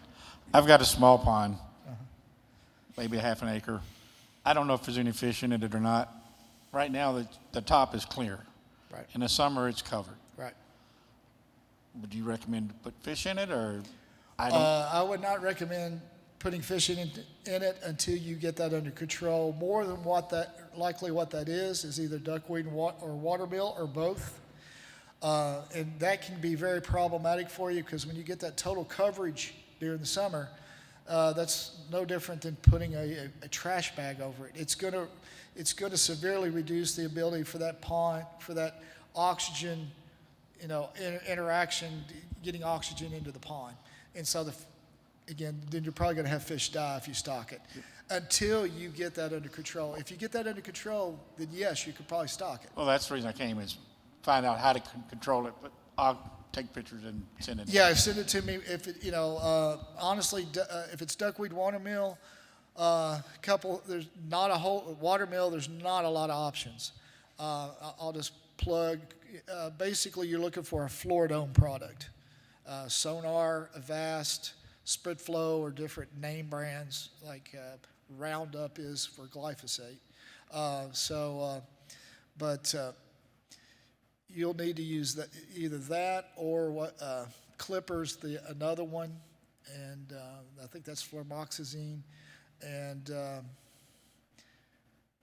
or Galleons is the other one. That's a label name, and it's panoxylum. And very good products, very easy products to use.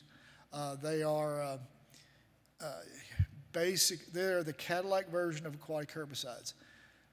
One thing about aquatic herbicides I will say is that you got to be very careful when you use aquatic herbicides, especially contact herbicides, because if you kill off too much plant material at one time, we recommend doing about a third to a quarter at a time, because if you kill too much off and you have too much decomposition, that drops out oxygen, you can kill fish that way. This product, the Sonar, is an exception to that rule. You could treat the entire pond. It's a systemic herbicide. You add it to the water. You don't spray it on the plant. You put it in, you walk away. It will take about 6 weeks for it to go away, but one treatment, we've done treatments before where we've gotten 3 to 5 years of control. It's a great product. As I said, it's a Cadillac conversion. It costs about as much as a Cadillac. It will run you about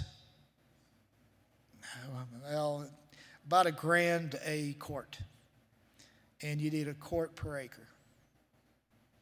So we just bought 2 gallons for about $4,000 to take care of an issue that we've got this year. So it's expensive, but it's a very good chemical. It's a very good herbicide. We have time for a couple of questions. We're waiting for them to stick their heads out the door to tell us lunch is ready. Yes, sir. Thank you for speaking. I actually have a dairy farm that's no longer in service, and we have a slurry pond there that has kind of the same situation the gentleman up front has, where I can't tell any chance of fish there, but I am seeing a population of turtles, muskrats, frogs, and I'm wondering, what are your thoughts on, is there a possibility of fish being there, it being an old slurry pond? Now, I will throw this in there. That pond was dug, at the time it was dug or formed, it was too deep for our equipment to get to the bottom of it. So I know for sure there is sections of that pond that have never been pumped out. Do you think there's any possibility of ever converting it to an actual fish-sustaining pond with that in mind, or? Sorry. If it was an old slurry pond, I would probably recommend you probably want to clean it out to the best of your ability. But yeah, if it's not being used for that and you clean it out, yeah, I think there's a potential. Yeah, you could grow some fish in it as long as it's you get it fairly well cleaned out. Yeah, I think it is a possibility. But understand these small ponds. I kind of said a little bit at the very beginning. You do run a little bit more risk in small ponds dealing with these fish kills, and especially in your situation. Probably, I wouldn't expect many fish in that. If it's an old slurry pond and it's got similar growth to this gentleman, I would think there's probably not a chance. There could be some of those green sunfish in there, maybe if that was where they had an opportunity to get in. But I would clean it out. The turtles, the muskrats, all that. The muskrats are vegetarians. They're there probably for some other stuff. Turtles actually are somewhat migratory, more than people think. They will move pond to pond. My dogs catch them in our yard all the time, going from a neighbor's pond to a neighbor's pond. And the turtle or the frogs are going to be there because tadpoles. But the fish generally need to be stocked. And if they haven't been stocked, they're probably not there. So, thank you. Yeah. Let's get one more question in. And are you guys going to be around also? We will be around. Yes, sir. Can I get Cindy first? And well, 2 more questions in. 2 more questions.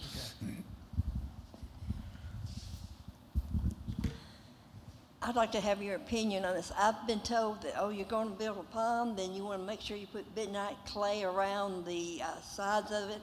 And before you do that, throw some corn in the middle and put some pigs in it and let them tramp it down. What's your opinion on that? Basically, the main thing, I do think that clay is important, not necessarily bentonite, but I think if you, I've been out with the NRCS guys on a couple occasions, and that compaction of clay is going to be the seal that holds the water. So that part is very important. Now, adding the other stuff, I mean, don't necessarily recommend it. I mean, there are some, like, they recommend barley for control of algae. We tried it on some of our FINS programs, lakes, with very little success. Yeah, I wish there were some things that were more natural to take care of issues in ponds, but, you know, basically, yeah, the clay is important for the seal, or, you know, you've got to have a certain, I think we got enough clay in Kentucky. I don't think we necessarily need bentonite, but bentonite's nice in that what bentonite does is that as it gets wet, it expands. It's a type of clay. It's a great clay to try to use to help seal a leak. You know, it would probably, you know, that would go back to the guys at RCS, unless you're lacking clay in the area that you're trying to build the pond. Maybe the bentonite would be helpful, but I don't see that as a common practice for ponds. So. This will be our last question, then I'll give everybody instructions for lunch once they tell us we can get going. Thank you. I'd advise a lot of you folks to follow this gentleman's suggestion. If you're going to build a pond, I would suggest you go to NRCS office in your county. They have soil scientists, geologists, and they will tell you and give you some real good recommendations on building ponds. And that's all I'll say about that. But I have another question. How many, if any, of these fish that you talked about go into our streams? I don't have a pond, but I have tributaries from South Elkhorn Creek that run through my property. Okay. And do those fish come from ponds and bigger sources of water and swim upstream and go into the smaller streams in Kentucky? Thank you. I'm going to give you a state answer, yes and no. Honestly, a lot of, you know, there is a lot of natural reproduction that occurs in our lakes and streams, and most don't need that extra stocking. But that doesn't mean that fish don't get out of ponds. Okay, yes, to a degree, I think a very low extent, and it depends on our weather, you know, these weather patterns and stuff. But like I said, with grass carp, they have that natural tendency to try to leave if the water comes up. So yeah, there's times that we may be on the Kentucky River shocking and we see a grass carp. Yeah, that probably came from a pond somewhere. So, but that largemouth that we see doesn't necessarily mean that fish came out of a pond. It could have been naturally reproduced in that system. But for instance, back in '97, when we had the big monster flood, the Pfeiffer Fish Hatchery out here in Frankfort was flooded. It was inundated by the flood. The catfish left. The largemouth and bluegill stayed but moved ponds. So it really depends on the fish species. You know, that there's some that like that riverine, they like the moving water, they're going to follow it. And so, yeah, there's a possibility that some of those fish can show up, you know, from a pond. It can happen. But also there's natural reproduction going on in those systems too. So, you know, again, yeah, there's some that could show up that could be, but I don't think the majority of them are, you know, necessarily from a pond, and that's how the, you know, South Fork Elkhorn is being maintained through ponds and stuff like that. It takes care of itself through natural reproduction within that system. So. Thank you, Jeff. All right, folks, thanks for that. That was great. We are going to try to increase our pond management content and that kind of thing, or aquatic habitat content. I'm going to check and see what the status of lunch is. It should be ready any minute now. When they give us the go, you're going to go through these doors only. You're going to go around the tables. And then after you get your food, you're going to come out through these doors. Make sure it's the door on the left, just because there's some stuff here in the way. And then we're going to get started back again at 1. Please stick around if you're interested in woodland habitat creation and also in invasive plant management practices. But give me just 1 second, and I'll see what's going on.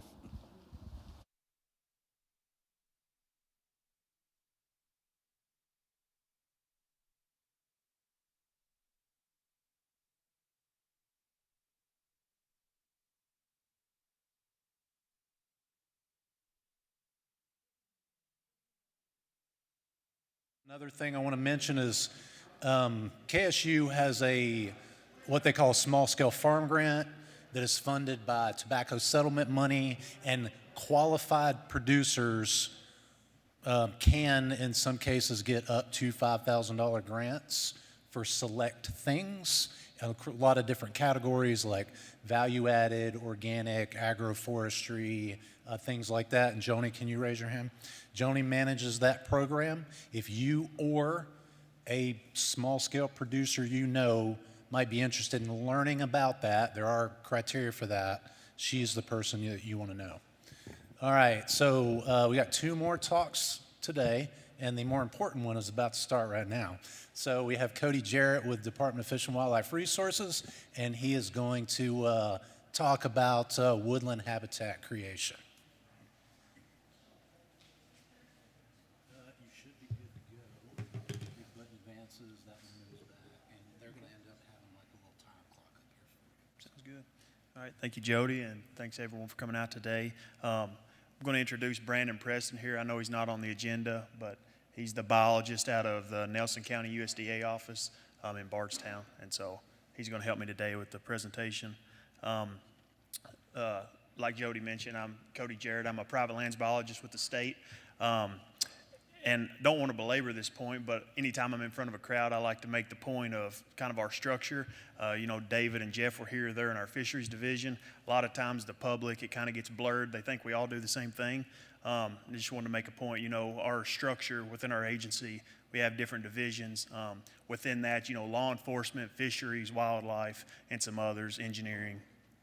We're in the wildlife division. Within the wildlife division, we have programs and regions. Our regions are like our WMAs and regional staff, regional biologists. And then the programs are, of course, our deer program, bear program, turkey, and, of course, private lands program. And so we're in the private lands program, and we assist landowners with their habitat goals. And today we're going to talk about, woodland creation, forest stand improvement more broadly, but was kind of zeroing in on patch clear cuts and edge feathering. I know Ray this morning mentioned edge feathering a little bit in his talk, so we won't belabor that, but definitely wanted to focus in on those two. They're both practices that are within the broad umbrella of forest stand improvement, but we'll talk about that as we go. So starting out, it's important to mention, we have about 13 million acres across the state's forested habitat. And I think we have like 25.4 million acres of land in the state. So half or a little better is actual, forested habitat. And so when we're meeting with landowners, a lot of times they're like, well, what should I plant in my food plot? Or what should I do here I've got this open area. And they kind of miss the boat on it. They don't think about, half or more of their property is wooded. And so there's different techniques we use and management practices that we prescribe to landowners in their forested acres. All right, so starting out here, I've just got an image of a clear cut. This was taken on the Taylor family farm in Casey County. They implemented this as part of their forest management plan. They're working with a private consulting forester. And I just wanted to pose a question to you guys. Do you think this looks ugly? Looks kind of rough. And anytime I'm talking about clear cuts, there's this negative connotation with clear cuts that they're one, a bad thing, just from a natural resource standpoint, and two, they're aesthetically not pleasing. And today we're going to try to dispel some of that negative connotation and those myths that they're bad.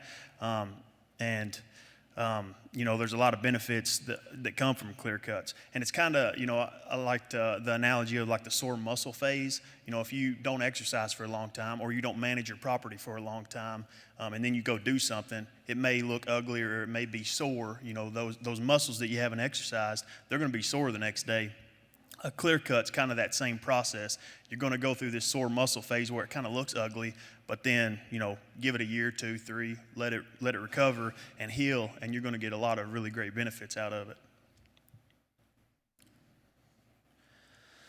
So I've got 2 points up here. A patch clear cut is a forestry and a wildlife practice, and good forestry management is good wildlife management. And anytime I'm giving a presentation with a forester next to me or whatever, that's a common phrase. Good forestry management is good wildlife management. And that's definitely true. That, most times it is true, but I've got here usually with a question mark, and we're going to go through, some of that here. So if you think of forestry management as a continuum, as a landowner, when I'm first meeting a landowner, my first question is, well, what is your goals? What are you trying to achieve with your property? And if it's mainly forested, or if we're looking at a forested tract, I ask them, are you mainly focused on wildlife or are you mainly focused on timber value? And the reason for that, I've got a couple images up here. If you're mainly focused on wildlife, there's some things that are, there's pros and cons of each. Some of the cons, if you're trying to maximize your acreage for wildlife, it could be detrimental to your timber value, and vice versa. If you're trying to maximize those acres for timber value, you're going to sacrifice some of your wildlife habitat. And of course, there's a lot of gradient in between that, and that's usually where most landowners fall. They don't want to destroy the timber value they may have, but they also want to get good wildlife benefit in the meantime.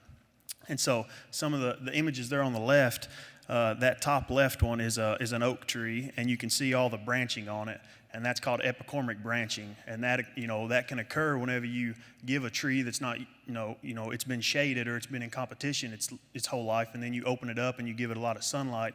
It spurs on the epicormic branching, which is going to create like a scar within the wood that's going to degrade the timber value. And you may be familiar with like sound knots, unsound knots, overgrown knots, all of these defects that can affect your timber value. That could be one of negative effect of opening up the canopy too much.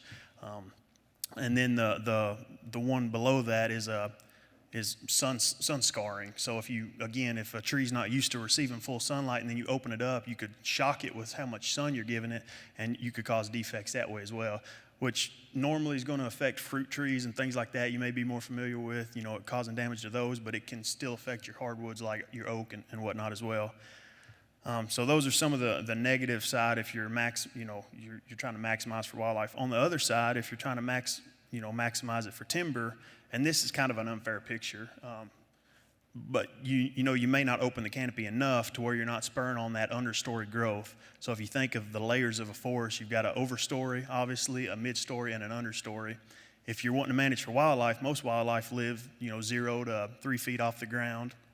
Other than some birds and things, ovenbird and northern parula that like the upper canopy. But most wildlife need that understory layer, and with you see in that picture, you don't have that. And a lot of times, I've got a quote here that I pulled.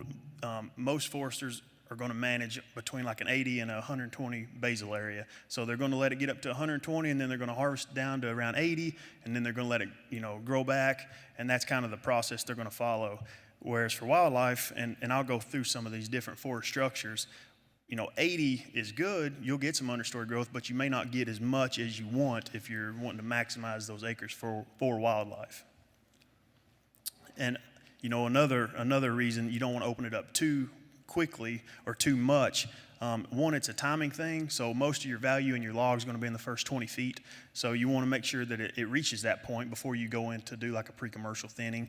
And then you also don't want to open it up too much where you spur on certain species like tulip poplar if it's an oak stand.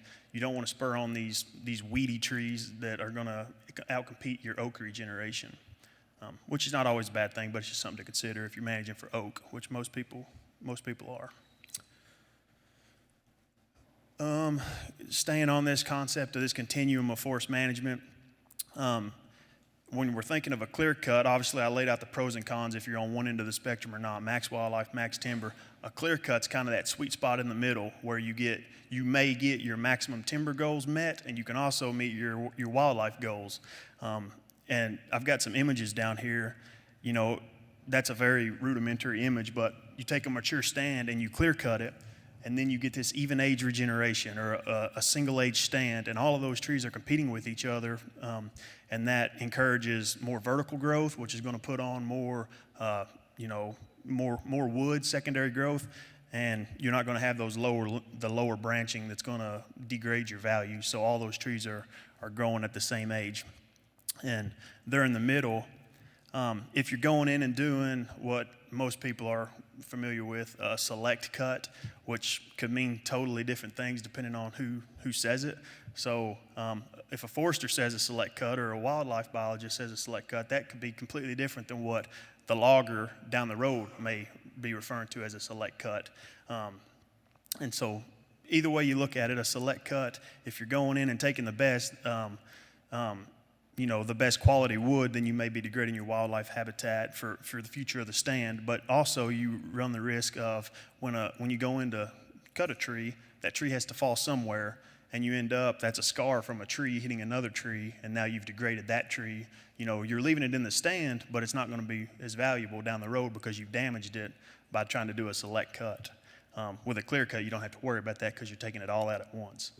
And then on the right as well, in the interim of a clear cut, even if you don't follow up with management, which we'll talk about management at the end of the PowerPoint, but if you just clear cut and you let it reforest, and you don't come in and disturb that site, you have at least 10 years or so of really good habitat, and it depends on the species. If you're managing for turkey or something like that, quail or other ground nesting birds, the 0 to 3 years is a good time frame of when they're going to use that. And then deer are really going to use it in years 4, 5, 6, 7 when it gets thicker. Grouse, when it gets that high stem count, that's when they're going to start using the stand. But then once it gets 15 years or so on it, it's going to begin shading itself back out, and you're going to be back in a less than ideal situation as far as habitat goes. But you get that good habitat in the interim. Okay, so I threw this in here, and I don't want to nerd out on basal area or anything, but I do want to mention it as, when we walk into a forest stand, a basal area is our way to quantify the stand density. And I've got the definition here. Basal area is the cross-sectional area of trees at breast height or 4.5 feet above ground. And the easiest way to explain what basal area is if you took a forest and you cut everything at chest height, and you took a cross section, and that image there on the right, if you took all those trees and put them into a box and you put it in the corner, how much square footage that is how much basal area you have in the stand. And here on the bottom left, this is an example of a test plot. If you have a Kentucky Division of Forestry forester come out or a private consulting forester and they walk your forest stand to make recommendations, they're going to take test plots. These could be 5th acre or 10th acre plots. And, if you're wanting to calculate your exact basal area, then they would go up and they would take the diameter, breast height, the species. They would take all these different measurements. And, on that chart there, you see at the top it says 10.2. So that's the diameter, breast height. And then if you square that and you multiply by a constant, that tells you how much basal area is in that single tree. You add all that up. And then if you're doing a 10th acre plot, your expansion factor would be 10, right? You want to extrapolate it out per acre. So you multiply by 10, and then in that example, you would have 41 square feet per acre of basal area. And all that may not make sense now, but in these next slides, I'm going to give examples of kind of what we're looking at when we're talking about, thinning a stand to X number basal area or X canopy opening, and we'll give you some different examples of these habitat types. So here on the far right is obviously what a lot of your guys' woods probably look like, what a lot of woods look like in the state. It's just closed canopy forest. So leaf litter on the ground, not a whole lot of understory, maybe a mid-story component, but you don't have a whole lot of herbaceous growth on the ground. And, we're talking 100% canopy closure, 100 plus square feet per acre basal area. So that'd be a closed canopy forest. That's not going to be great For wildlife, for sure, there'll be hard mass value, of course, from acorns and things, but there's not a whole lot of tonnage as far as food goes or cover for wildlife. If you go down the continuum there to what we call a woodland, and woodland gets thrown around a whole lot, when we're talking about a forest stand, but a true woodland, we're talking 30 to 80% canopy opening, and then, or 30 to 80% canopy intact. So you're removing, 20 to 40 to 50% of the canopy, and that's what we call a woodland. So you're going to get a lot more herbaceous growth, a lot more shrubs, but it's still a forest. And your basal area is going to be 40 to 80 square feet per acre. So you're going from a closed canopy forest. If you say I want to thin it, 30 square feet of basal area per acre of basal area, then you're thinning it down to a woodland, and that's exceptionally better habitat than a closed canopy forest. If you keep going down that and you want to open it up and be even more aggressive with your forest stand improvement, you would get to what we call a savanna. You may be familiar with like an oak savanna habitat type. That's 10 to 30% canopy is intact, so you're removing 70 to 90% of the canopy. You're cutting it very heavily, getting a lot of sunlight to the ground, and then your basal area is going to be 10 to 40 square feet per acre. Is your typical savanna type habitat. And then of course a clear cut's going to be on the far end, the other extreme, where you're basically removing pretty much all of the canopy and you have near zero basal area.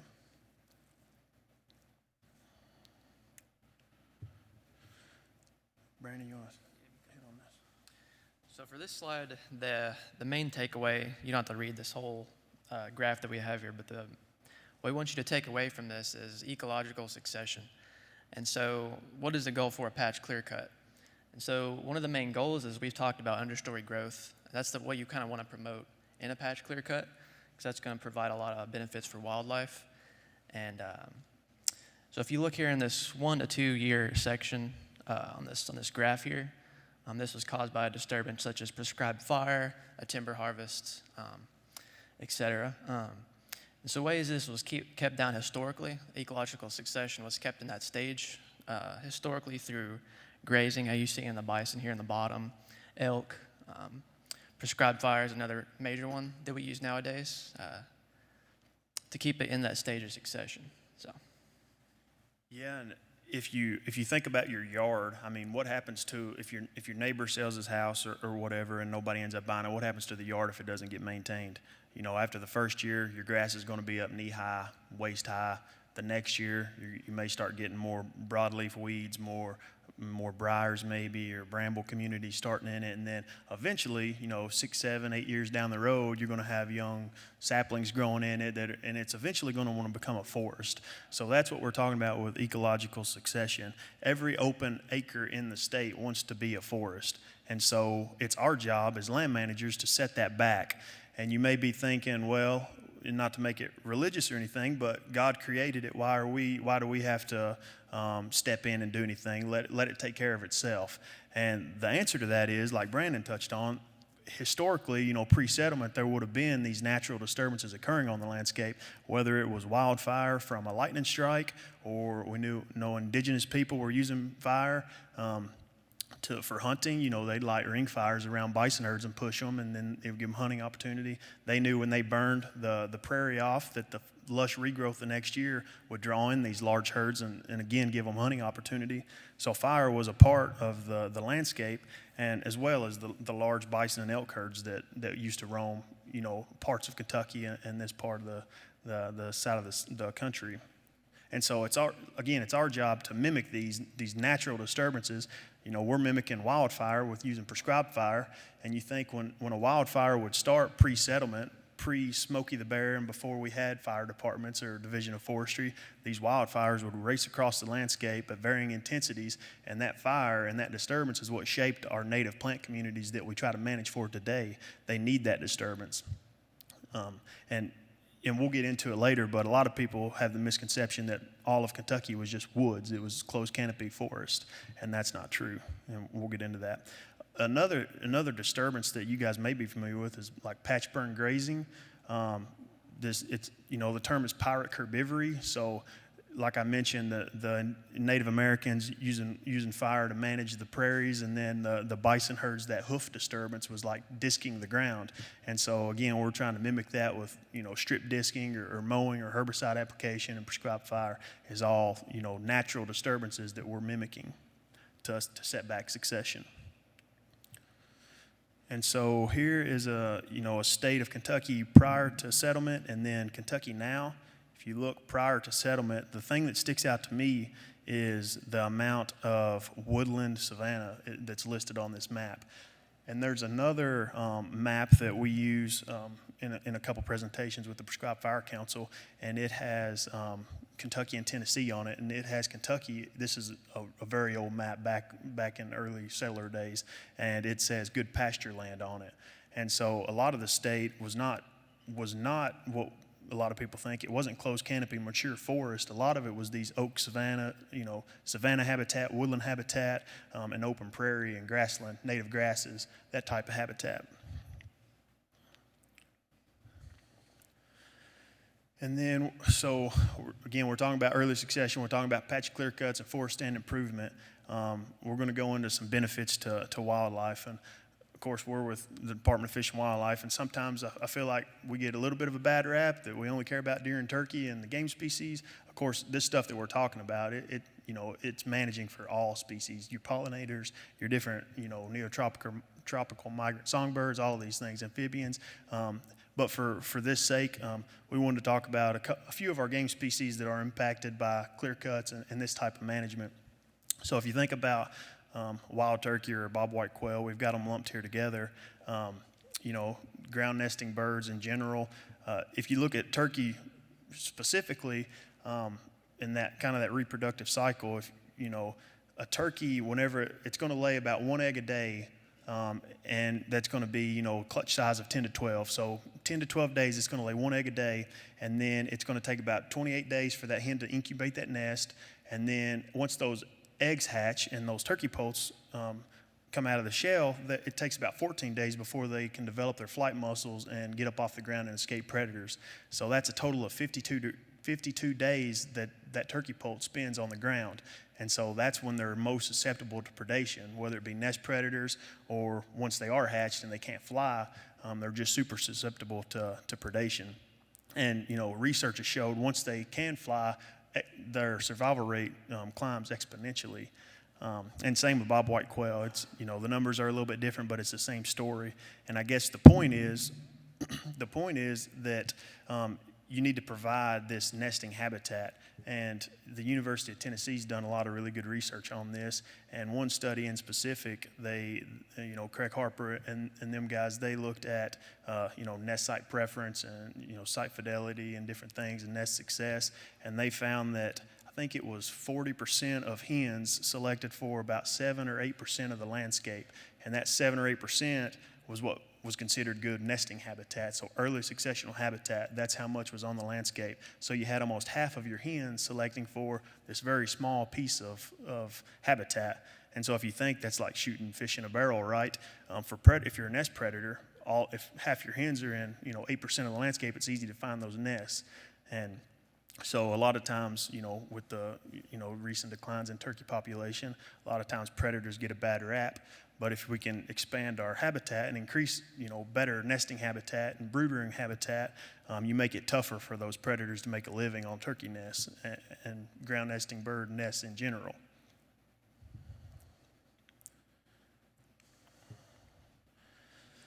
And I mentioned brood-rearing habitat. So brood-rearing habitat is just going to be an area where a turkey's going to take its brood to bug around in. So I mentioned it takes 14 days for them to develop their flight muscles. Within that 14 days, they're eating soft insects, so spiders and ants and different pollinator species. That high protein diet is what they need. So brood-rearing habitat is any habitat that, ideally you're thinking bare ground. So after a prescribed fire, like is here in this image, it could be right after you disked a field or something like that, or after herbicide treatment. But it's just an area that's going to encourage a lot of herbaceous growth in the form of broadleaf weeds or flowering plants, and those flowering plants are going to draw in those insects, and that's what the hen's going to take care of poults too. And typically it's going to be that first year, maybe 2 years after following a disturbance, that's going to be considered brood-rearing habitat for turkey. Here's another example. This is in April and May following a prescribed fire.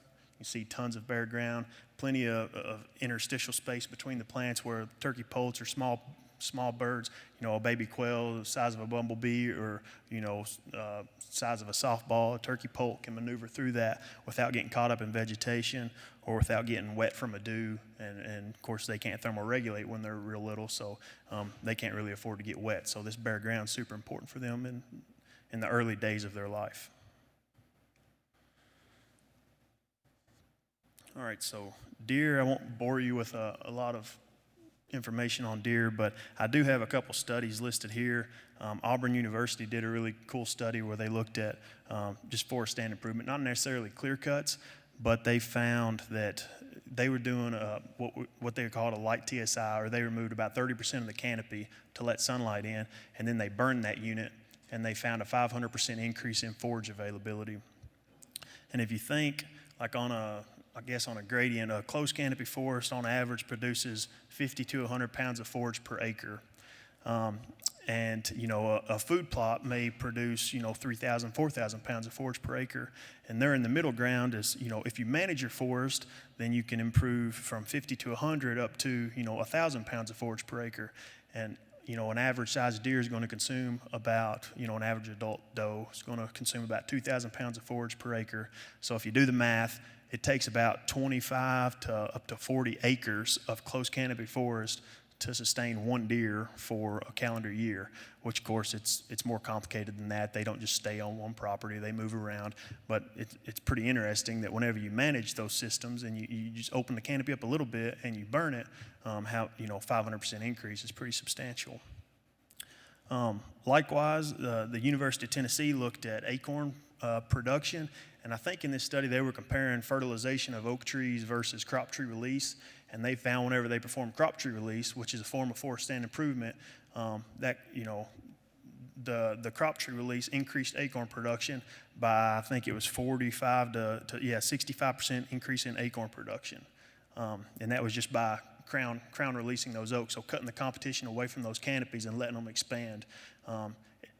It's pretty simple to think about. It makes sense. If you free the canopy up, it can branch more at the top, so it's got a bigger canopy, and the more branching that it has, the more acorns it can produce. So that was, a really cool study as well, and I like to cite that to landowners when talking about managing for forest, especially, if we're talking about clear cuts, but if you don't want to clear cut an area, you can still do small things like this. If you have, some good oaks in your stand, you can go around and do small things like a light TSI or some crop tree release and really increase your mass production, get a little bit of herbaceous growth, but then you're not sacrificing the aesthetics. A lot of people like to walk in their woods. If you do a clear cut, obviously it's going to grow up and you can't walk through it, but there's definitely some other techniques you can use. Here at the top right is an image of it's just a flush cut tree that's sprouting back from the root system. And I believe Mississippi State University's coined the phrase mineral stump. And a mineral stump is essentially, you think of a tree, it's not necessarily exact, it's not a mirror image, but if, think of the amount of biomass above the ground, and then there's that much biomass below the ground in a root system. So when you cut off a 20-year-old tree, it's got a 20-year-old root system now feeding a little resprout, and you can see on that image how much deer are hammering that, and that's a good source of woody browse or a winter food source for deer and other species. And one last thing I want to mention on deer is just a lot of times I mention when we go to a landowner's property, they're asking, well, what should I plant in my food plot? And not to be too blunt, but if food plots worked, then we wouldn't have a job, Jody wouldn't have a job, resource conservationists wouldn't have a job. Of course, you can have success with food plots, but the real way you have success and move the needle is through, managing your forest, old field management, early successional habitat development. That's how we really move the needle. You want to touch on some of this? So getting a little bit past our game species side of things, some of them are more underappreciated wildlife that can be managed through patch clear cut or just really forest stand improvement in general. American woodcock and ruffed grouse, Those are more game species too, but things like whippoorwill on the top left, found this one out in Land Between the Lakes, so it's pretty interesting to find that. Your more songbirds, lizards, salamanders, just a lot of your often underappreciated species, and as well as insects.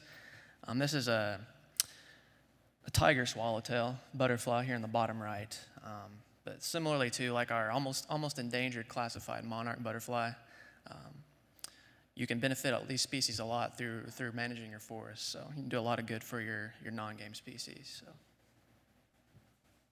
Yeah, and I'll mention as well, I mean, even if, you know, like Brandon said accurately, they're often underappreciated, especially any, you know, hunters out in the crowd. A lot of times you can use these species as indicators of good habitat. So, you know, one example, if you could recognize the call of an indigo bunting, indigo buntings like similar habitat that the turkey likes to nest in. So if you hear the call of a certain bird, you can say, hey, there must be this type of habitat around, so this would be good for turkey, the species that you are interested in. A lot of times these species, and we kind of call some of these species, quail would be one umbrella species, where if you manage for that species, you're benefiting all of the other species, whereas like deer would be more of a generalist.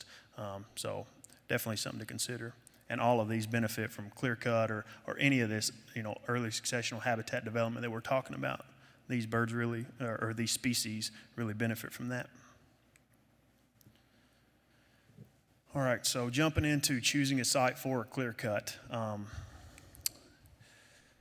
Site selection could be based on the site index, and I've got a definition here of what site index is. It's, you know, an example would be if a stand has an average 50-year site index of 120, after 50 years, those trees would be 120 feet in height. That'd be a site index. So sometimes when we're looking at a good place to put a clear cut, if it's for wildlife, we might pick more xeric sites. So think the upper third of a slope or the ridge top, or maybe a south-facing slope or a west-facing slope that's more dry, that's not going to respond as quickly with woody regen. Those would be good sites for clear cuts if you're managing for wildlife. And the reason you would want to do it on a more xeric site is just because that response is much slower. So if you were to clear cut a hardwood bottom, creek bottom, those soils are really fertile. So within a year or two, they're going to be back in trees. Whereas a xeric site, you get more long-lasting benefit from. And so slope aspect and species composition as well. I've got a couple pictures here.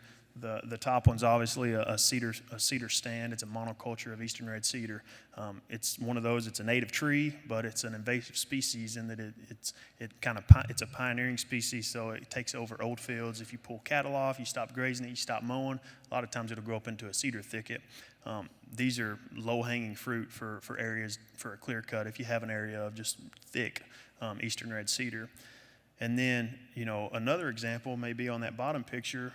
That's an oak stand, and all of that green you see in the understory is all oak regeneration. So you may have the situation where if you're working with a certified forester, a private consulting forester, or with the Division of Forestry, you may have a stand that has really good oak regeneration, and we call it advanced oak regeneration. So 5-6 foot tall saplings of oak, you could go in and clear cut that stand of mature oak, knowing that you have a really good seed source there, and all those oaks are going to compete in an even age stand for your future forest. So that's another scenario, and that's that image that I showed at the very beginning on the Taylor farm. That's what they did. They had a really good seed source, and they could have done a shelter wood cut or something like that, but they just went in and clear cut 15 acres, and it's coming up, and it has amazing oak regeneration in it. Here's just an image. This is taken in Washington County, up in Brandon's neck of the woods.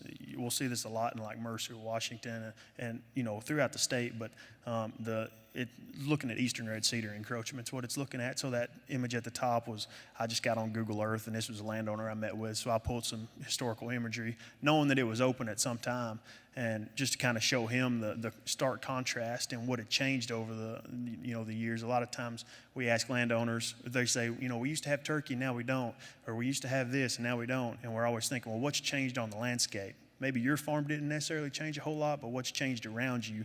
And this is one of those that could have changed. You look present day, and that whole field that was open is now closed with eastern red cedar.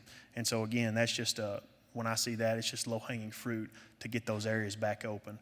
If you look at like what Cornell University's put out with the amount of birds that we've lost, 1.3 billion birds, and the quail population in decline. You know, there used to be quail all over Mercer and Washington County in the 70s and whatnot in the heyday. And then you look at how that coincides with the cedar encroachment, and obviously the populations have declined.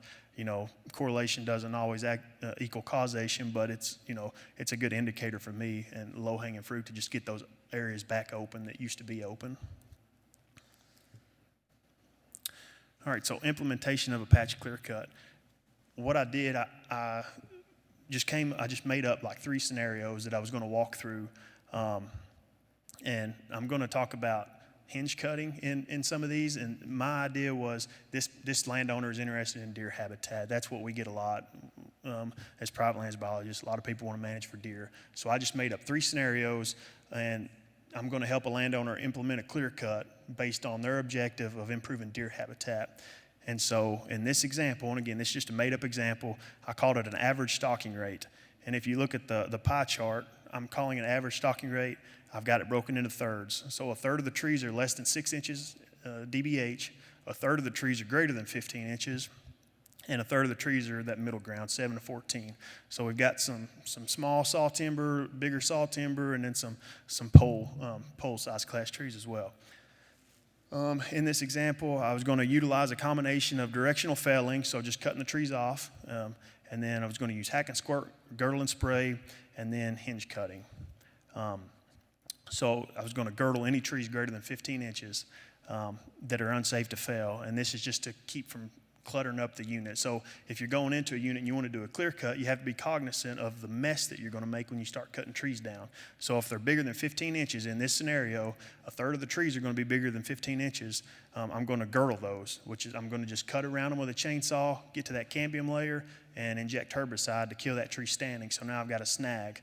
Could be a den tree or a roof site for bats in the future, woodpeckers, and I'm keeping that debris off of the ground. So that's how I'm addressing that size class.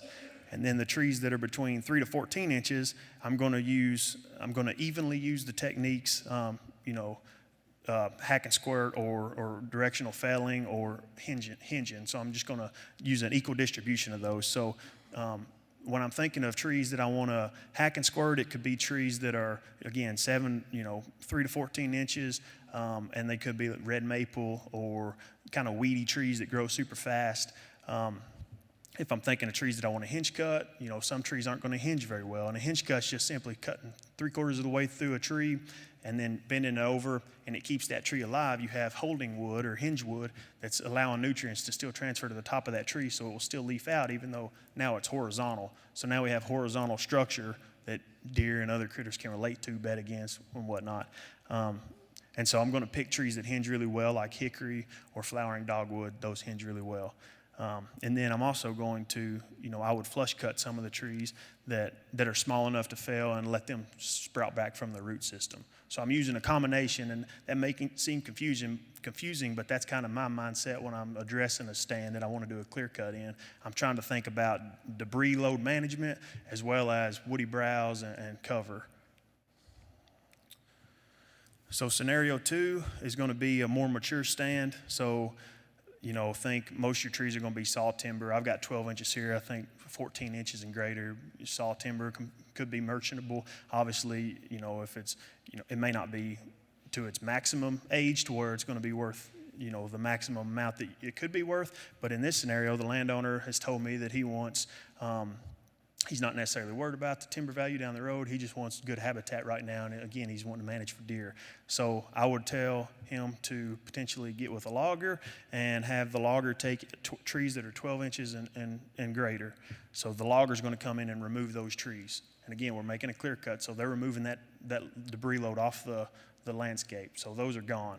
And then of the remaining trees that are less than 12 inches that weren't merchantable that the logger left, I'm going to directionally fell 50%, and I'm going to hack and squirt 50%. So I'm cutting 50% down, letting them come back, and I'm killing 50% standing. Again, just trying to be cognizant of the debris load on the ground. So scenario 3, and the final scenario, is a really high stem count area. So this could be an area that maybe you logged in the past, maybe a storm came through, or maybe an area got a heavy ice damage and it really opened the canopy, and now you have a bunch of tulip poplar or something. And maybe you don't want to manage for tulip poplar. Tulip poplar is a staple in the timber industry. It's valuable. It grows super fast, but maybe you don't want to wait 40, 50, 60 years. Maybe you want habitat tomorrow. Well, you could go in and in a high stem count area like that, you could just immediately, I would go in and 2/3 of the trees I would hack and squirt, just kill them standing. Obviously you can't go into a stand to clear cut it and just start cutting trees that are, less than 6 inches, because they're all going to fall on top of each other. So I would go in and hack and squirt those, 2/3 of them. Of the remaining trees, you may direct fell or hinge cut some based on species, like I mentioned in the first scenario. In the bottom right, I've got a forestry mulcher as an option. A lot of times landowners aren't going to want to go in and do it by hand. The issue with doing a forestry mulcher, especially if you're doing it for habitat, is you're removing all of your structure. So yeah, you could go into a high stem count, maybe a cedar thicket or a poplar stand or maybe red maple, and you could use a mulcher and mulch it, but now you've lost all your substrate. So now you don't have the ability to create immediate structure. It's just going to be wood chips, right? And you're going to have to wait 3 or 4 years for it to redevelop to where it's got good structure for wildlife. All right, so we're going to briefly touch on edge feathering. I know Ray talked about some of this, so we'll go through it pretty quick here. Edge feathering is, it's that gradual transition between habitat types. So think of a field and then you've got mature forest. Edge feathering is kind of blurring the lines between those. So you go from a field to more grasses and forbs, tall grasses, forbs, then briars and shrubs, and then woody regen, saplings, and then up to your more mature forest.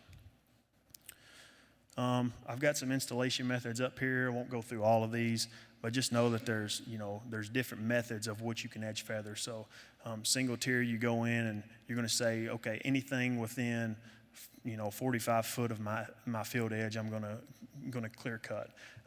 Triple tiers, well, I'm going to take certain diameter at breast height. I'm going to take those in the first 10 feet, and then I'm going to take a different size class in the next 10 feet, and then the next 10 feet. So you're taking different size class, which is creating, again, diversity in that edge feathered unit. And then I've got selective tier up here where you're focusing more on canopy. So in the first 20 feet, you're removing 100% of what's growing. In the next 20 feet, you're removing 50% of it. And then in the final 20 feet, you're going to remove 30 to 40%. So again, you're getting that gradient and that difference in structure as you go from the field edge deeper into the woods. And then Ray showed these, so I won't go through them, but I guess just to hit on again, reiterate, you don't necessarily have to thin trees to do it. You could plant it. Another example would be, if you're familiar with CRP or like native warm season grass plantings, you may have a rank field of native warm season grass. You can go in with a herbicide application and spray, take a 10-acre field and spray, 10 yards around that field, and you'll have like 2.5 acres, I think it comes out to, of an area that you could spray just around that field, and you're killing the grass, the native warm season grass, you're thinning it back and letting more annuals like ragweed and other species pop up, desmodium, all these different species that are going to pop up once you thin that grass out. So now you've edge feathered along a native warm season grass field, essentially. It's all about creating edge. And then I was going to go into management a little bit. These are 2 pictures of landowners that I visited. The one on the left, he did a timber harvest and he did no management for 15 years or 20 years. And it was all, really dense poplar. And of course he wasn't managing for that. So now he's kind of in a spot where a fire is not going to thin that back. They're too big. And then the guy on the right had a lot of blackberry, which we actually did run a fire through the guy on the right. So I'll show you some pictures of that. So here's his property. That picture on the right that had all that thick blackberry, we ran a fire through there on April 15th of 2024, and he had logged it as well, so there was a lot of debris and slash on the ground. Here's some pictures of the day of the burn. And then here's a follow-up visit I made on July 18th of 2024. You can see a lot of the blackberry's been set back. That looks like pretty good brood-rearing habitat. Going to be good nesting habitat. The woody structure on the ground from the slash is still providing good overhead cover for hens to nest up under.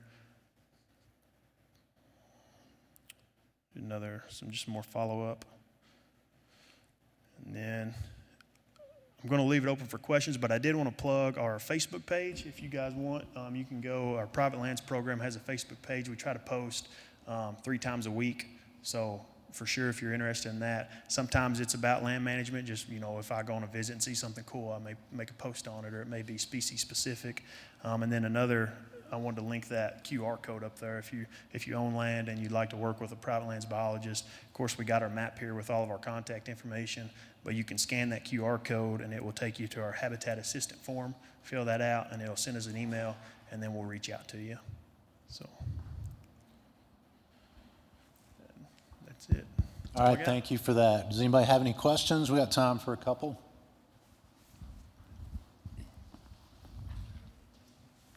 Thank you. I get approached frequently via email or whatever from these companies like National Carbon Exchange wanting to buy or set up carbon credits on my forest property. What's your take on that?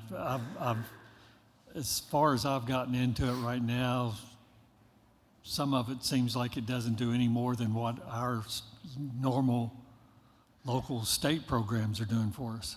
Yeah, so I guess may not be qualified to speak in detail about those programs, but basically what they are is they're corporations that want to purchase tracts of forest to offset their carbon emissions. So they can say, well, we own this amount of acres, which offsets their carbon emissions. And so that's what they're doing. As far as once you're in one of those agreements, I don't know the ins and outs of what you're allowed to do, what you're not allowed to do. I guess my fear would be that if they lock you up to where you're not allowed to manage your forest, that could be a downside, which if that's not an interest of yours, then it could be a lucrative program for you. Definitely, I don't think it's a bad thing by no means, but I would probably read the fine print. A lot of times if you enter into one of those, agreements or easements or something, there'll be options to manage. If you want to do a timber harvest, they may reduce your payment, your annual payment or whatnot to offset that. But that's probably all I really know about it as far as that goes. I'm not super, don't know the ins and outs of it. The big benefit to these, especially, is if one of your goals is for your property to remain forested, those are going to be your biggest benefits. It could be an additional small scale-ish revenue stream. In some cases, these companies may also do a tree planting, right? But if you're going to maintain your land forested, that's where the benefit would be. But there is a term. We're not allowed to do any kind of cutting or select management. And there's been fewer programs for small-scale landowners until recently, right? So some groups are looking at strategically trying to get collections of landowners together. So even if you are a smaller scale landowner, there could be some financial benefit, but once again, as he's discussed well, it needs to fit your existing goals. Other questions? Thank you, gentlemen. Oh, you had a question? All right, sorry about that.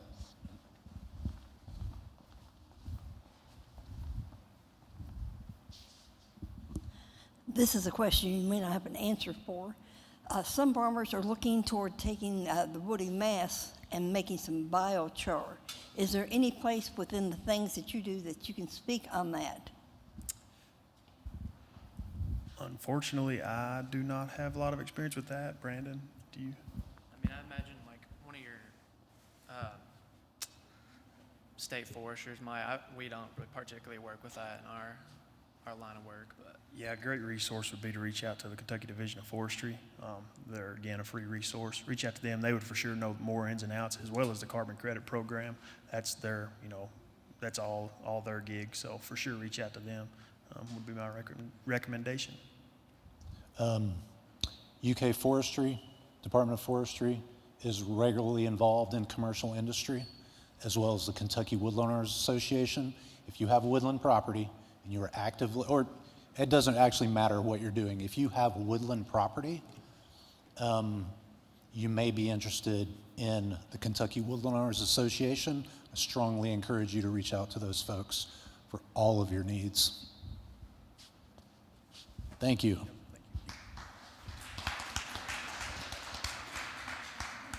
All right, we're going to take another break.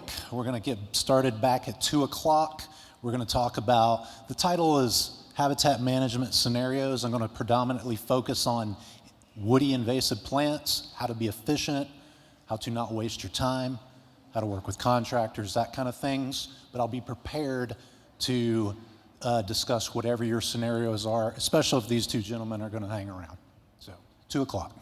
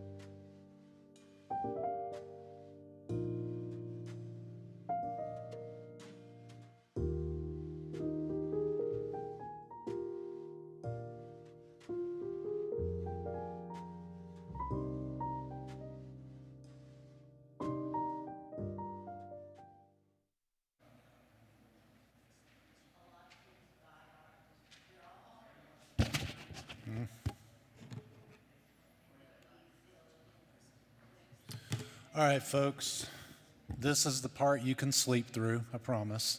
That's why I'm at the end. All the good stuff is before me.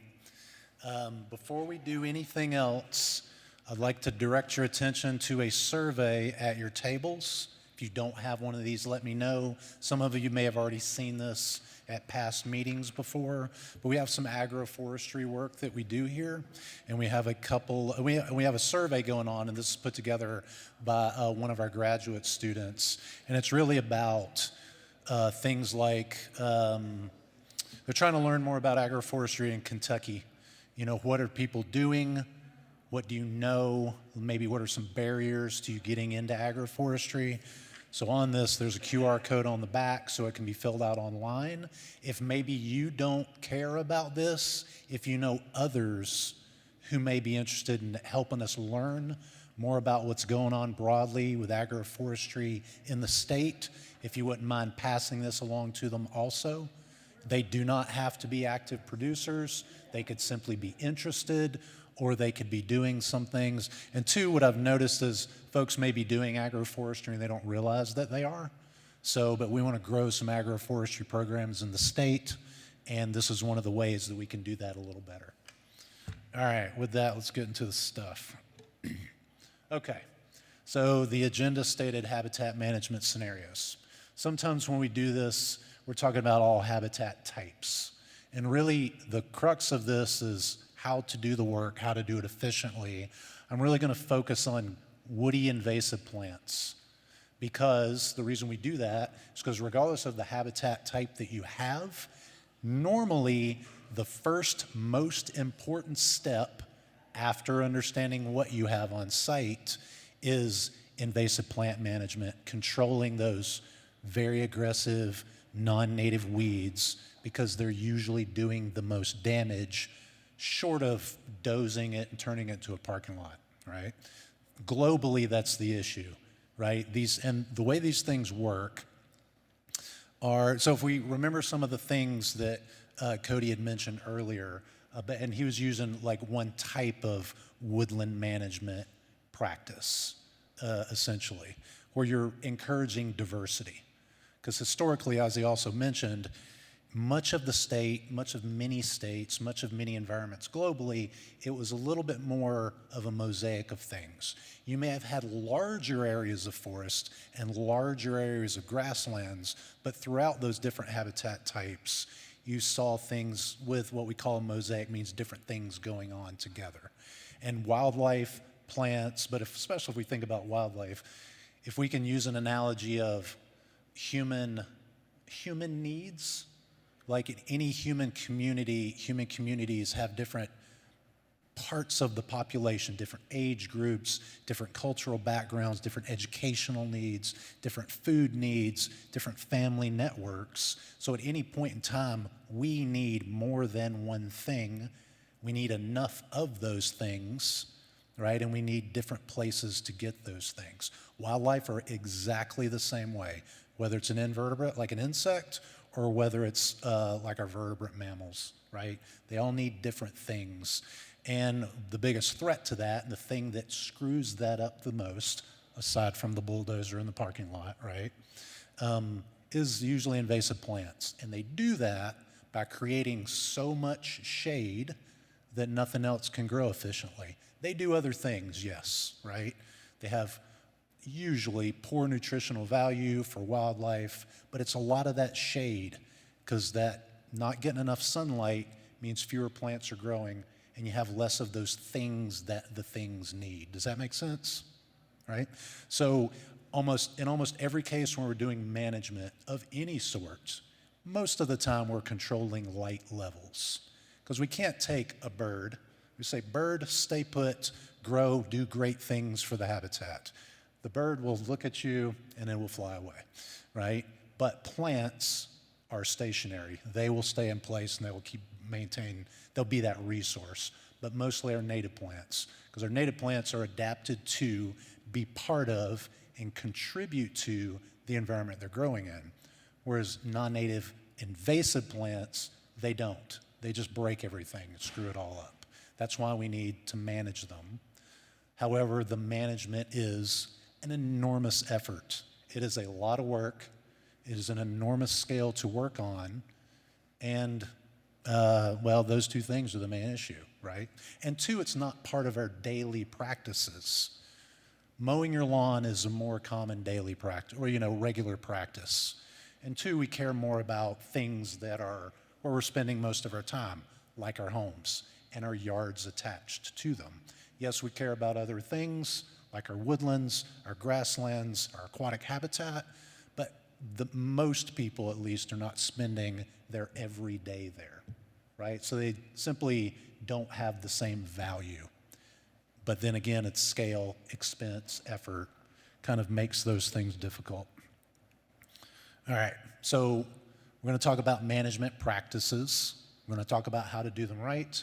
We're going to talk about how to screw it up. And we're going to talk about how to be efficient, if that helps, right? So you have to ask yourself a couple of questions when you're deciding what to do. You've identified the problem. Now you need to fix it. Herbicide or no herbicide? Somebody tell me the answer. Is there a one answer? Who thinks there's a blatant no answer in every single case? Raise your hand. Or you're too shy to raise your hand. Sometimes they'll do trainings, though, where that is the answer. Under no circumstances are you ever use herbicides. And then another case may be it doesn't matter what you use, right? But in this context, are you willing to or not? The answer is it's what you decide for your property because it's yours. You're the one making the decision. Or if you're a land manager, that's up to you, and that's what determines what is proper. But I'm going to provide you a scenario. Small backyard, small urban backyard. You're of reasonable health.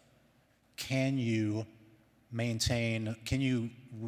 keep all of the invasive plants out of your small backyard with no herbicides if you're of reasonable health? We have at least one yes. We have at least one no. We have two yeses. Got anything else?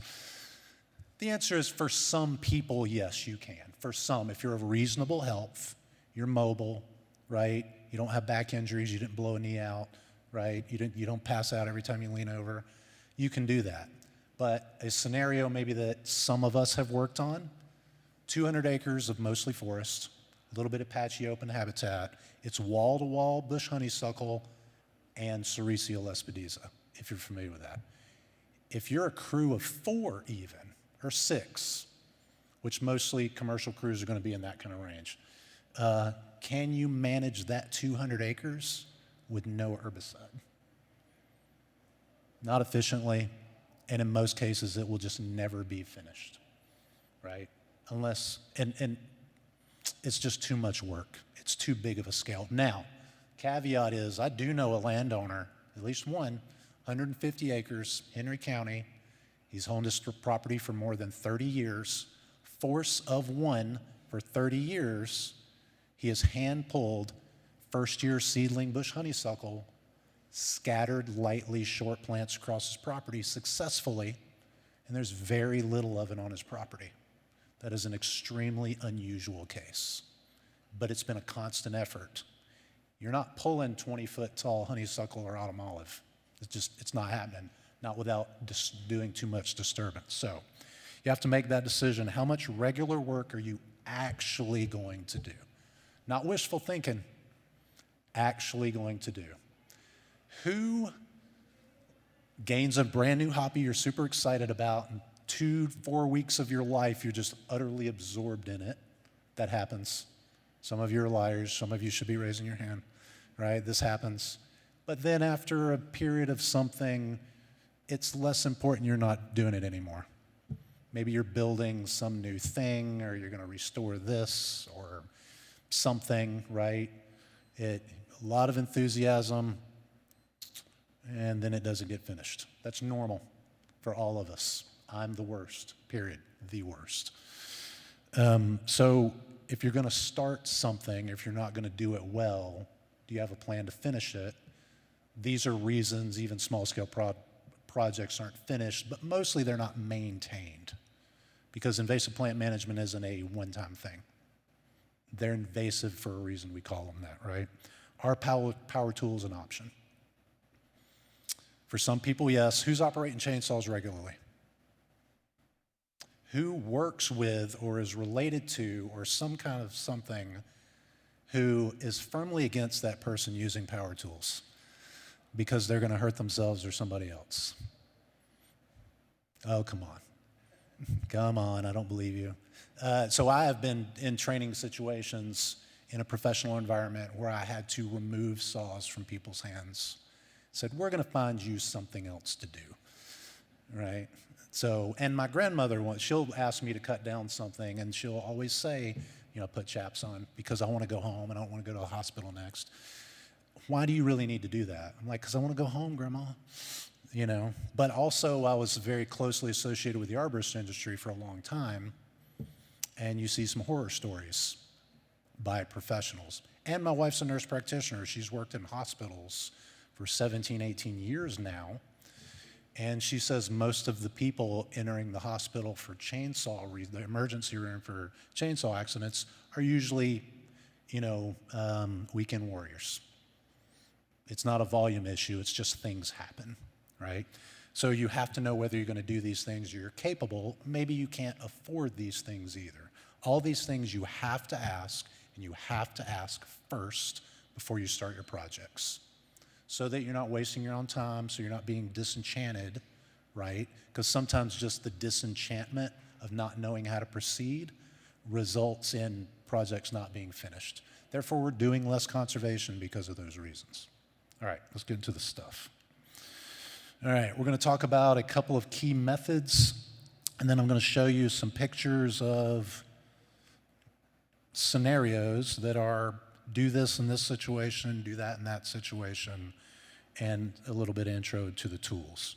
But once again, raise your hand if you just need to know something, just to make sure you get that answer. All right, we're dealing with woody plants. These are perennials. That means they have multiple years of life. Woody, just anything that's not a flower or grass mostly, right? It's got bark on it, and it's tough, a tree or a shrub. The number one most effective method for any kind of woody plant management, herbicide-based management, is what we call cut stump treatment. And it is exactly what it sounds like. You're cutting that plant off, and you're making a stump, and you're using an herbicide, and you're treating, and you're covering that stump, or the right part of that stump. Most of our herbicides are designed to be taken in through the leaves, and then they either do damage at the site of the leaves, or they move through the plant and kill the plant by affecting how it grows. So when we do a cut stump treatment, we use more herbicide on that stump than we would usually for a foliar treatment where we're treating the leaves. And you have to put enough of it on that stump that enough of it gets into there. The mistake you make with this is you cut the stump too tall, or it never gets treated, or you wait too long to treat it. So, but the main point here is we have to treat that stump. And I may not cover every point that I mentioned here. It's because I'm just going to kind of have a conversation with you. What's the definition of close to the ground? As close as you can get. Literally, that's the answer. As close as you can get effectively. Now, if you got a big rock next to your stump and you can't get it close to the ground, you just do the best you can. The reason for that is the taller the plant is, the more herbicide you need. And the taller it is, you add some risk that you're not treating enough, or and two, you can't always work back in that area with lots of things sticking up for you to trip over. But the closer you can get that herbicide to what's called the root collar, and that's where the stem and the root meet, the more effective it's going to be. And so, but you also want to use what we call a systemic herbicide. The wildlife guys mentioned this before.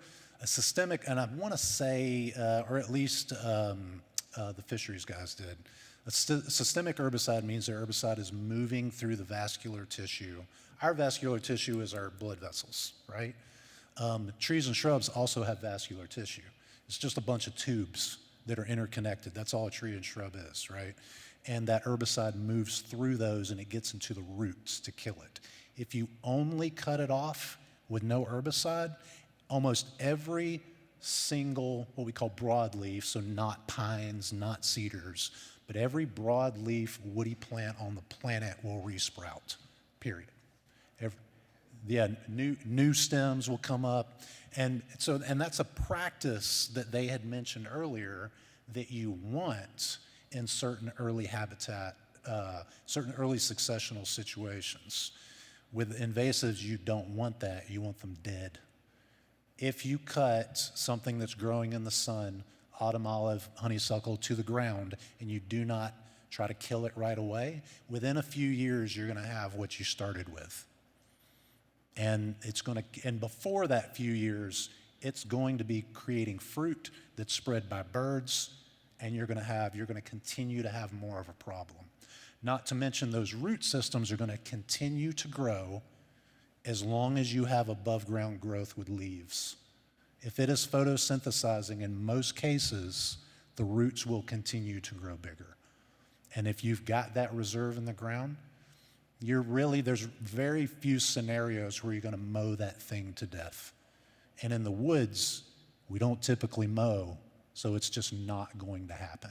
In most cases, mowing alone is not an option for invasive woody plant management. It's a little different if it's your lawn.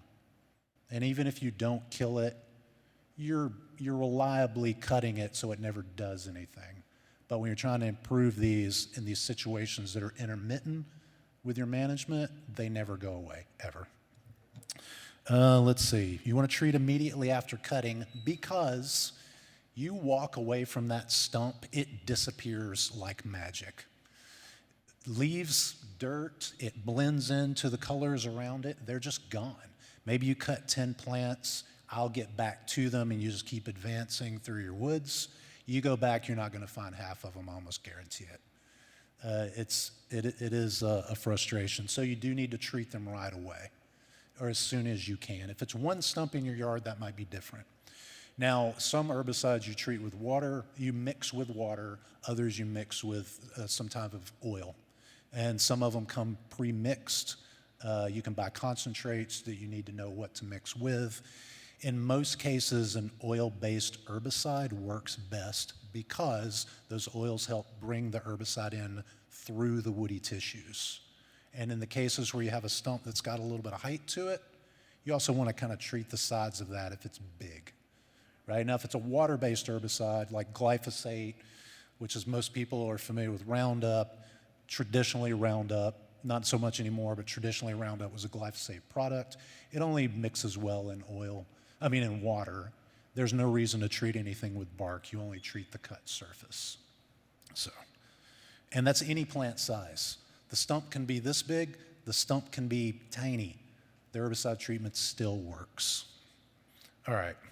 Whenever you can, use a spray indicator, which is also called turf marker or dye. That way you know where you've been. even if you're only treating 2 plants a year, still use some kind of dye when you can. Once again, it helps you not lose these things. Or if you're treating a number of plants, it tells you what you've treated, so you're not simply adding more herbicide to your woods unnecessarily. So you're not treating things twice, throwing away money or just adding that thing. The issues here that's a lot of work, a lot of work. So, and that's one of the main reasons things are not continued and we're not doing more of it. Trees, shrubs, woody vines, it works with all of those things. If you have vines, by the way, you can, woody vines specifically, you can treat them exactly like you would a tree or a shrub. Cut it down as close as you can to the ground, treat the stump. If it's growing up a tree, you can still do that. You're not going to pull that off the tree necessarily. You do need to be careful you don't cut into your tree, but it still works the same. Now, I'm going to mention one more thing about this. You're spraying, these are comments that I hear a lot, and it's an accurate concern. You're spraying herbicide all over our woods. Let's do some math. Well, I'm not going to do the math, but I've done the math, and we'll put it like this. Let's say you're doing a broadcast herbicide application to a 10-acre, what's going to be a 10-acre soybean field. You might use, depending on the herbicide, 1 to 2% concentration of whatever herbicides you're using. Usually it's a mixture of non-selective and broadleaf herbicides for that, across 10 acres. It takes, you put so much herbicide out in that field. Let's say you have 10 acres of shrubs, which have a crown, but a very little of that area is taken up by the stump, very little of it.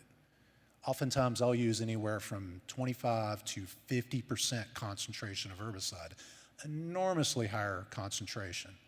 I'm still only using a fraction of what I would have applied across that entire field, because that's your goal, is to spray the whole field. In the woods, we're using very precise applications because we're only ever treating a small fraction of the entire area.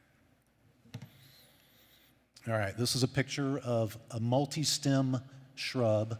That is autumn olive, and it's pointing to, those arrows are pointing to different stems that were once, or that stump is now, was multiple stems. The message here is treat all the stems. If you treat one side of that stump, the other side can keep living.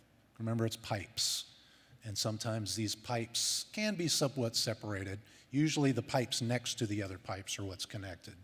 But you can improperly treat, and your shrub keeps kicking because you didn't treat enough.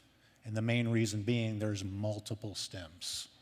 Now, if it's a very big stump and it was only ever one stem, like just imagine a tree. All you have to do is treat the outer couple of inches, because that's where all the good stuff is flowing up and down in the tree. That's where the herbicides, that's what's going to move the herbicide. That can be effective. But in these multi-stem situations, treat them all. Don't try to treat the outer edge. Just treat the whole thing. These are common mistakes that I've practiced myself many, many years ago, and I have to go back and diagnose later for other folks. Now, as far as like tools and methodology, we are using bush honeysuckle as a model. This applies to autumn olive. It can apply to any other what we call cane-type shrubs, which means any cane-type growth, which means that like there's lots of stems that are coming from the base and they have these arching growth to it. Autumn olive, bush honeysuckle, multiflora rose, pick your shrub, Chinese privet, all of these things can be effectively controlled with these methods. But all of the pictures are mostly honeysuckle. In a case like this, what do you use? Now, all of these are pretty small stems. You can control this. You know, you're not pulling this one, by the way. It's a little too big. But you can use hand saws, reciprocating saws, like battery-powered reciprocating saws, or Sawzall, if you know about that. Great tool. Chainsaws much faster. What's even better for these stems, which most of them are a little over an inch to less, a brush cutter, which is basically just a souped-up weed eater with a circular saw-like blade on it instead of your string trimmer. Many people miss the boat by using these other methods and not using a brush blade, when a brush blade is so much faster, so much better. You do not have to bend over. You do not have to squat down. The more you bend over and squat down in your efforts, the faster you are going to run out of gas, right? And so, I mean, I don't know, 3 years ago, I injured both my knees with a lot of chainsaw work on a project that required it because I spent about 2 hours on my knees with a chainsaw. I'd put on a few pounds, I'll admit, right? And I was kind of sitting behind the desk a little bit more. So I was a little weak at that point. But, you know, I could still go and go more better than a lot of people. But me, being very experienced in that situation, which is kind of extreme, caused an injury that I've just got over a couple of years later. But as for work efficiency, a brush blade is your friend. It should probably be in a woodland situation where there's a lot of small stems, less than 2 inches, your number one tool, period. A handsaw is going to bend. Usually you're going to try to lean over. That blade's going to bend. You're going to get frustrated. You're going to cuss, and you're going to throw it somewhere, right? Chainsaws, if you're comfortable with a chainsaw, if you're safe with a chainsaw, excellent tool, but you're squatting and you're bending over a lot, right? Loppers will do this, but it's the same thing as a chainsaw, but it's less efficient. It's just a lot more work. And loppers aren't typically going to handle anything over 1.5 inches anyway. So if you are capable, if you have the funds to use a brush cutter, the best size brush cutters to use are right when you step into the commercial weed eater size. And those are going to be a few $100 a piece. Everybody can't do that. But if you are doing a lot of work and you're spending a lot of money on other things already, where you're not buying the right tool, you're not buying quality tools, so you've dumped $1,000 into things where you could have saved some money using the right tool in the right situation.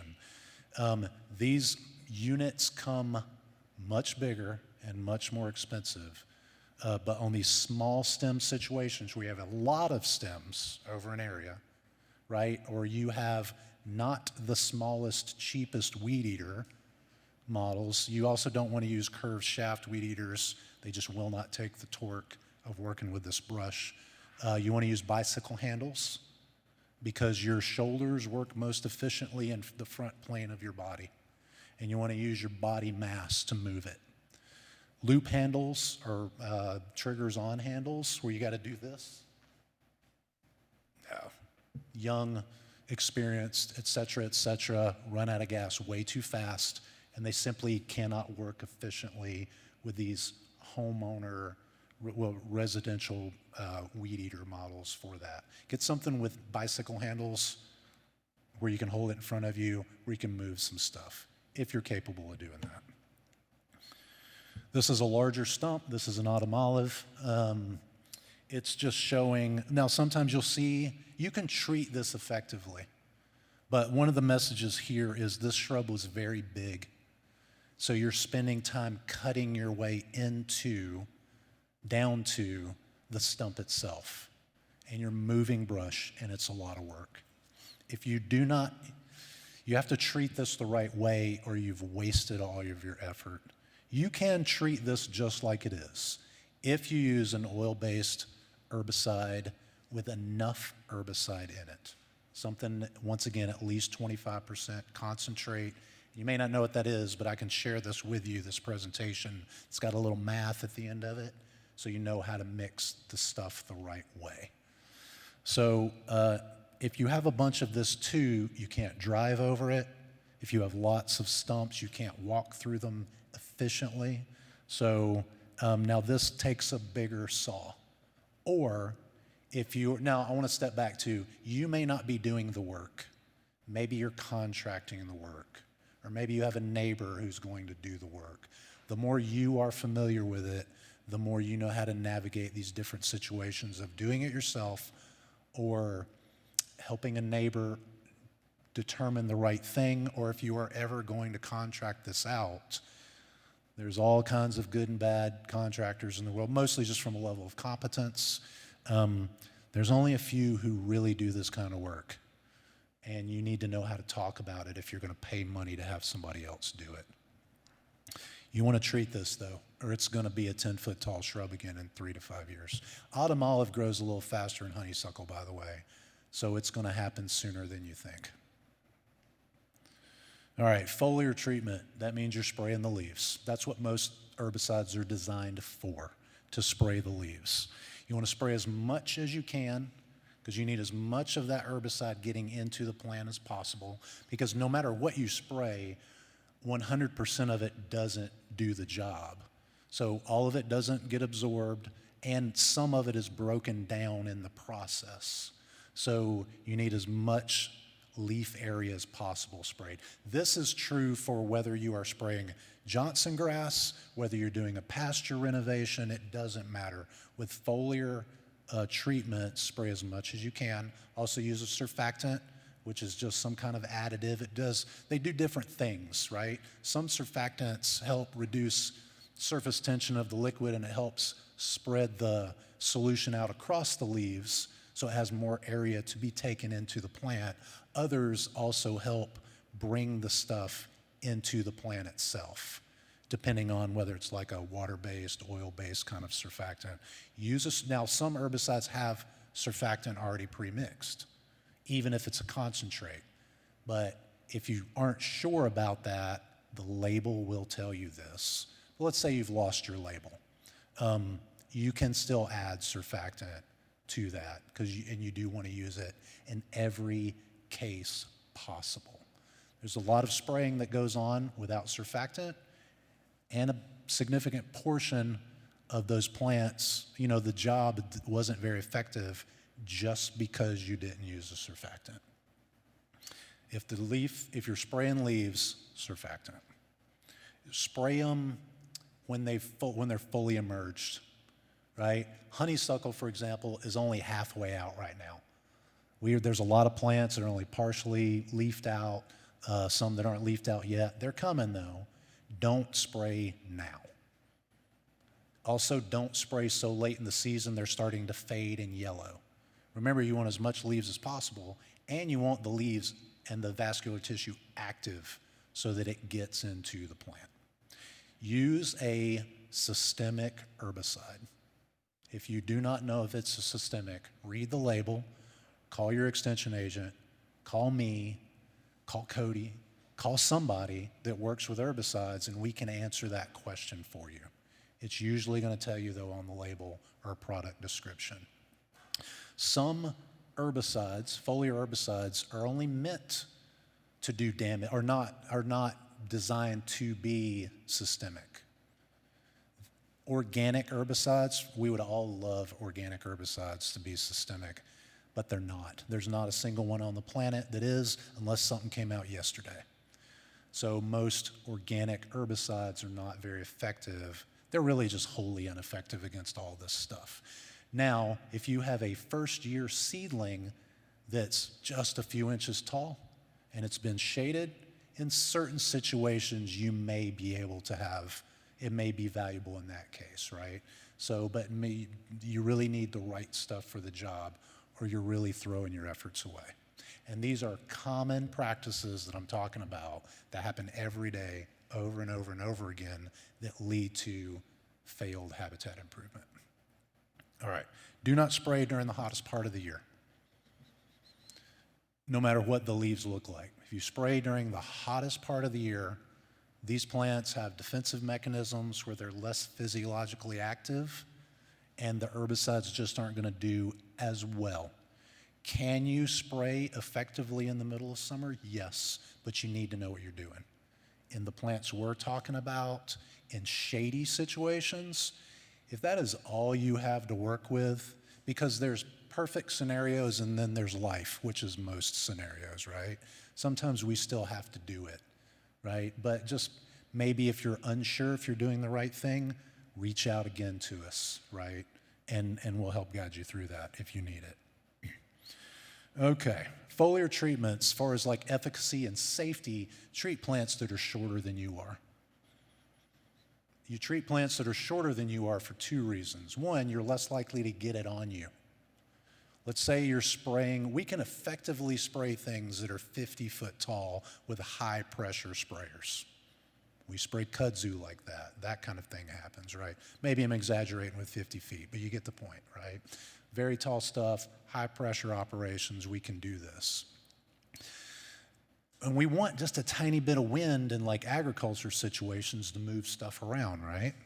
You do not want that though when you're standing under a plant and you're spraying that, because you just don't want that stuff to get on you, right? There's a lot of stuff in the news and in the literature about don't do this, glyphosate causes that. Some of it's stuff we actually don't know, but then there's a lot of, we do know that there are select herbicides and mixtures of herbicides that do hurt us. But then there's simply the unknown. Protect yourself. Do not spray plants that are taller than you when you don't have to.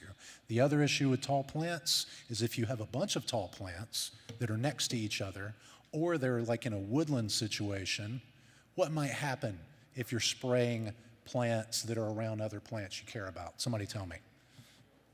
What's that? Right, you may overspray, non-target spraying. So you're putting other plants at risk. Also, you're reducing your ability to fully cover that plant. So there's a lot, all these things just stack up. If it is a select scenarios, it can be very effective, but for most situations, I strongly recommend not doing it at all. I think we've covered all these things. Oh yeah, foliar treatments are probably your fastest method because you're just continuously moving and you're spraying, especially if they're shorter plants. You're not having to cut, work your way into it, cut and then treat, drag stuff out of the way. You're not operating big equipment, right? You're not operating skid steers where you have to come in with multiple types of treatments over multiple seasons. You may have to spray more than once. That is normal, right? But it's your fastest method, but it's really appropriate in select situations. All right, hand pulling. How tall, somebody tell me, what's too tall to hand pull? So we got about a foot, maybe a little over a foot over here. Anybody got anything else? What size shrub specifically, like honeysuckle, autumn olive, what's too tall to hand pull? Anybody have any other suggestions? What was that? I'm sorry. So we have a foot, we have 4 foot. It can depend largely on soil moisture, largely on the age of the plant because of the size of the root system. My rule of thumb for work I'm willing to do is about knee high to thigh high. Now, are all situations equal? If, let's say, the soil is very moist and it's been raining for a few days, you go back in there a couple of days later, relatively easier to pull the plant. Let's say same plant, you pulled up that day, super easy. In 2 weeks, it's dry as a bone. You may find that you can't walk for a couple of weeks after that one plant. With very dry soils, it's very difficult. How many plants is too many to pull? The answer is it depends. Depends on you. What's too many for me? Not very many, right? It's kind of one of those scale issues, backyard versus 200 acres. You know, backyard, a few plants, property I've been working on for 30 years continuously, few scattered plants if you're of reasonable health.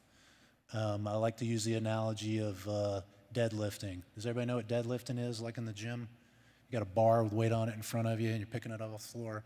JJ, what's the most you could ever deadlift? It's okay to elaborate, give us a big fish story. 800 pounds?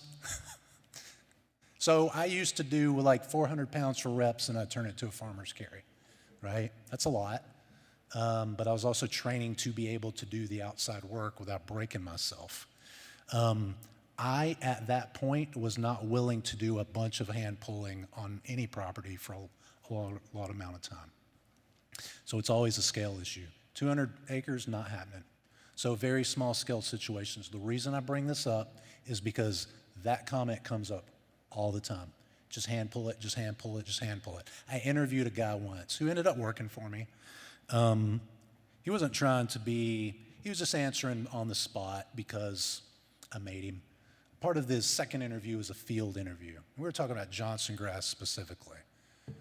And one of his comments was, well, you don't need to use as much herbicide. You could just hand pull it. I said, show me.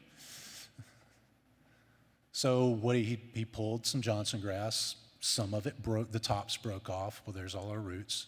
And then some of it he couldn't get out of the ground at all, and it wasn't even very big. Yes, we've probably all pulled Johnson grass successfully, but once again, it's a scale issue. You can pull a 4-foot plant. You can pull an 8-foot plant. They also make weed wrenches that do this, right? Where you have a really long handle, you can generate a lot of force, and you put your own weight on it. How many of those are you actually gonna do? How long does it take you to pull 5 plants like that? On top of that, the bigger the plant, the more root mass it has, so the more soil disturbance you are creating. And when you're disturbing soils is several inches all through your woodlands, you're doing harm.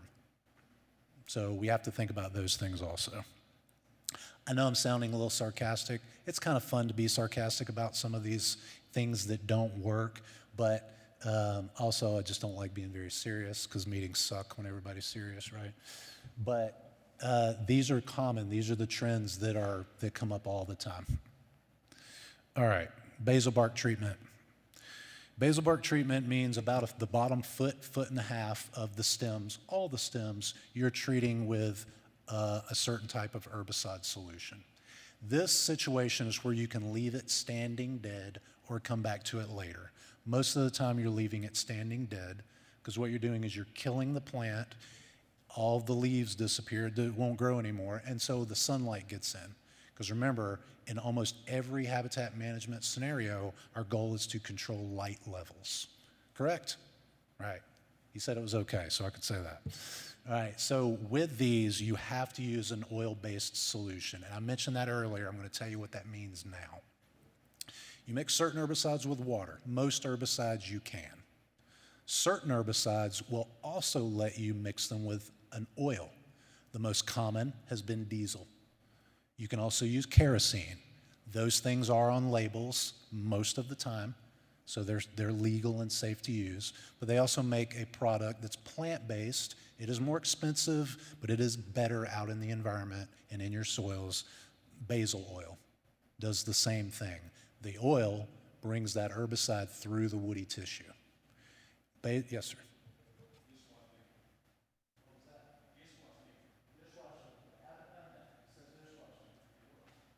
I'm going to trust that he knows, because this is also an experienced producer here, so I'm sure he's run into lots of situations, right? Now, I would caution about certain things, large scales. If you use lots of things like dishwashing liquid, large scales, you're adding a lot of phosphorus to the environment, and that can affect growth. But we're talking about select, precise instances, right? Skipped ahead to Abby there. You don't want super thick bark or bark that overlaps. Honeysuckle, for example, once it gets big, it has these bark-like strips, and they often overlap. There's fewer places for the stuff to get into past that bark. You can do it, so the common recommendation is 6-inch diameter. That's if we're looking down at the stump, the diameter, right? 6 inches-ish. It depends on the plant. You can treat olive olive effectively much bigger than 6 inches. You can treat tree of heaven. Tree of heaven has other issues actually, so let me back up from that. If you're doing basil sprays on very large tree of heaven, you can encourage root sprouting, so you need to handle that selectively, a different method. But with basil bark, it works on calorie pair, by the way, at least up to maybe 4-ish inches. I don't know how big. So if you have these spaces in the bark, between the bark ridges, and the bark is not too thick, it can work there also. Now, in range of efficacy, it is cut stump. What works best? Cut stump, foliar, then basil bark, in that order. You're going to have more standing. You're going to miss some, or you have some that don't work as well with basil bark more than you will with the rest. Cut stump and basal bark, you can do these any time of year depending on the herbicide that you use. And generally, after you get past midsummer, once you start getting into August, but closer to September, these oil-based cut and treat methods, basal bark or cut stump, that's the best time to do it. You do not want to do these methods where you're doing any kind of cutting and applying when things are leafing out, like now. And that period depends on the plant, but the reason is leaves are emerging, it's causing water and things like that to move out to where the leaves are emerging and growing. So until they're fully emerged, and I would say a couple of weeks after they're fully emerged, so you may have heard the sap flow period, right? You risk that water movement diluting the herbicide and largely just preventing it from getting into the plant. So be careful about that. Can you treat it in the middle of winter? Yes, yes. Rule of thumb is don't treat it when the ground's frozen for a couple of different reasons. But that's just a general thing. But also, I mean, I love cutting cedar and things like that, but you're not using herbicide on cedar, right? They just stay gone. But I love saw work in the middle of winter. You know, it's refreshing, you know, but generally, most of us aren't out there in January doing this kind of stuff. Okay, Abby is pointing out, Abby's tall, supermodel-like now, so she don't look like that anymore. It is her birthday today. First day of spring, by the way. So it is March 20th, and she just turned 20. Abby, I don't remember, 14 there maybe or something like that. So Abby is modeling what is good for hand pulling. I think she is holding a Chinese privet. Chinese privet is a little bit of a different monster because they will sprout off of the roots.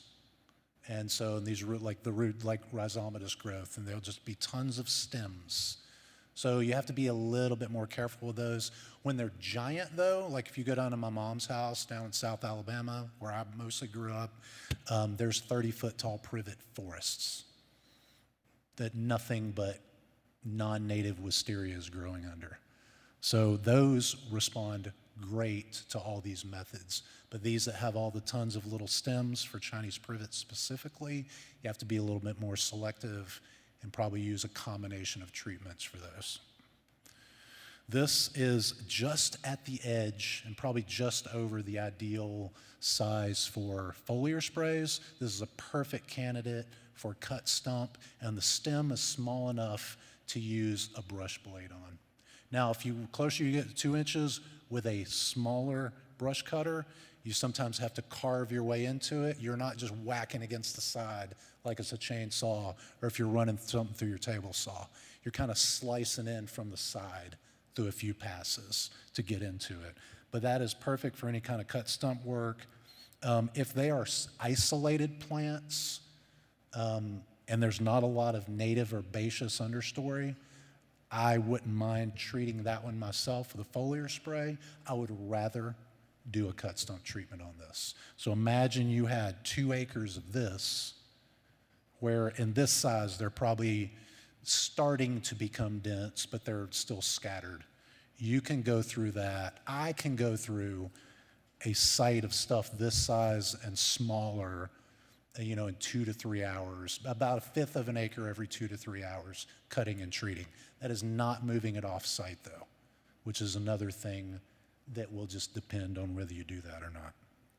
So foliar spray, cut stump, you're not hand pulling this.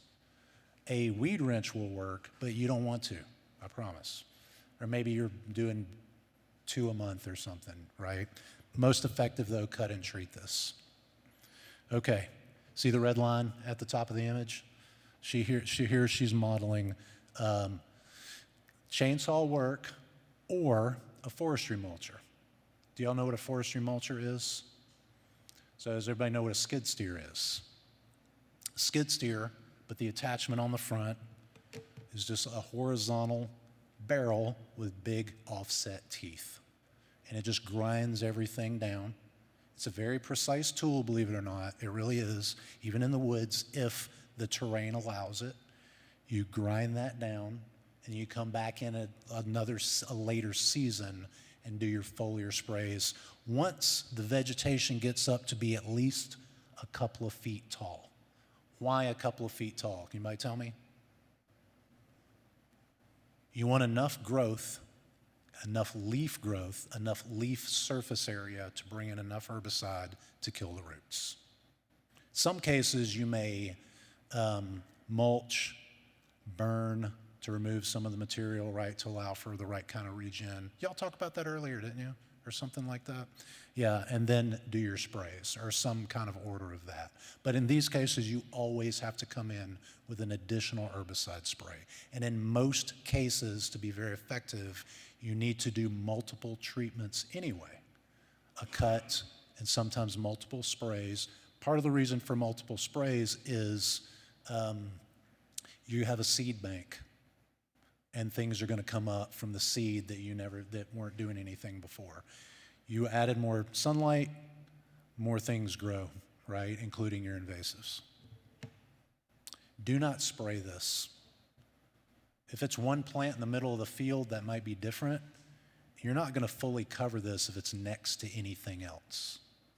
Now, if it's next to 80-foot tall oak trees in the woods and it's dormant season, or it's March, right, or early April, maybe that's okay because you're not really going to be spraying your trees.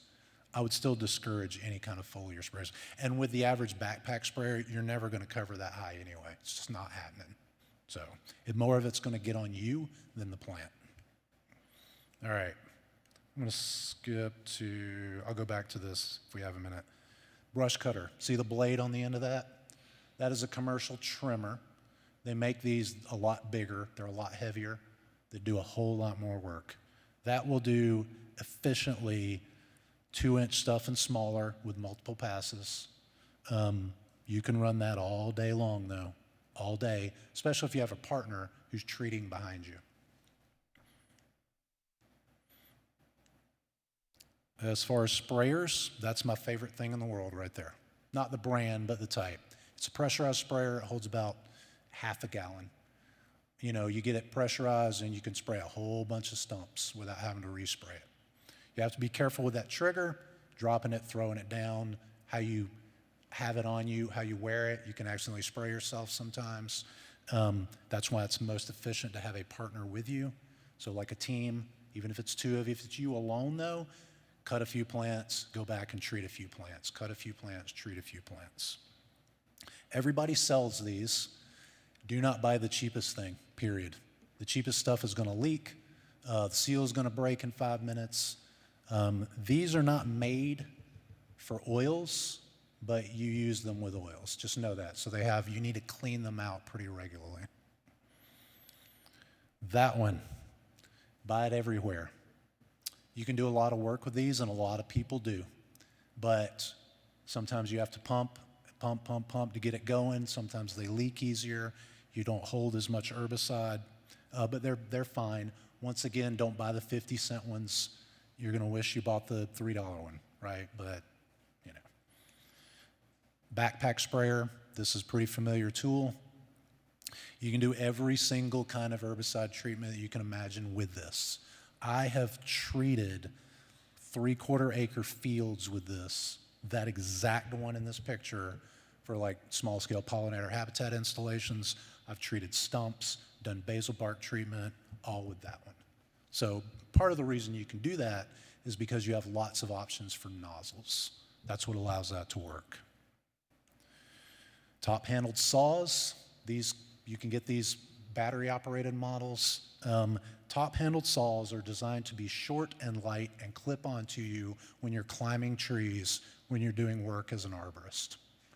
But when you're working in tight spaces in the woods, where you're having to do this as you're cutting your way into the stumps, these are great tools, great tools. The issue with these are you believe that you one-handed can keep yourself safe. People have died with these saws in hand because of mistakes. You don't have that rear handle where your hands are spaced apart more, gives you a little bit more stability. These kick back just like everything else. But As far as a tool for brush management, when a chainsaw is needed, it's one of my favorite things. Well, when I'm working with big stumps, so I'll usually use the small top-handled saws to cut the tops of them out, and then I go back with the big saws and hit all the big stumps and treat them all at once. So we're grouping our tasks, which I'm kind of avoiding, but that was really what I should have been talking about first. So we're going to skip through this real quick. Here's a scenario.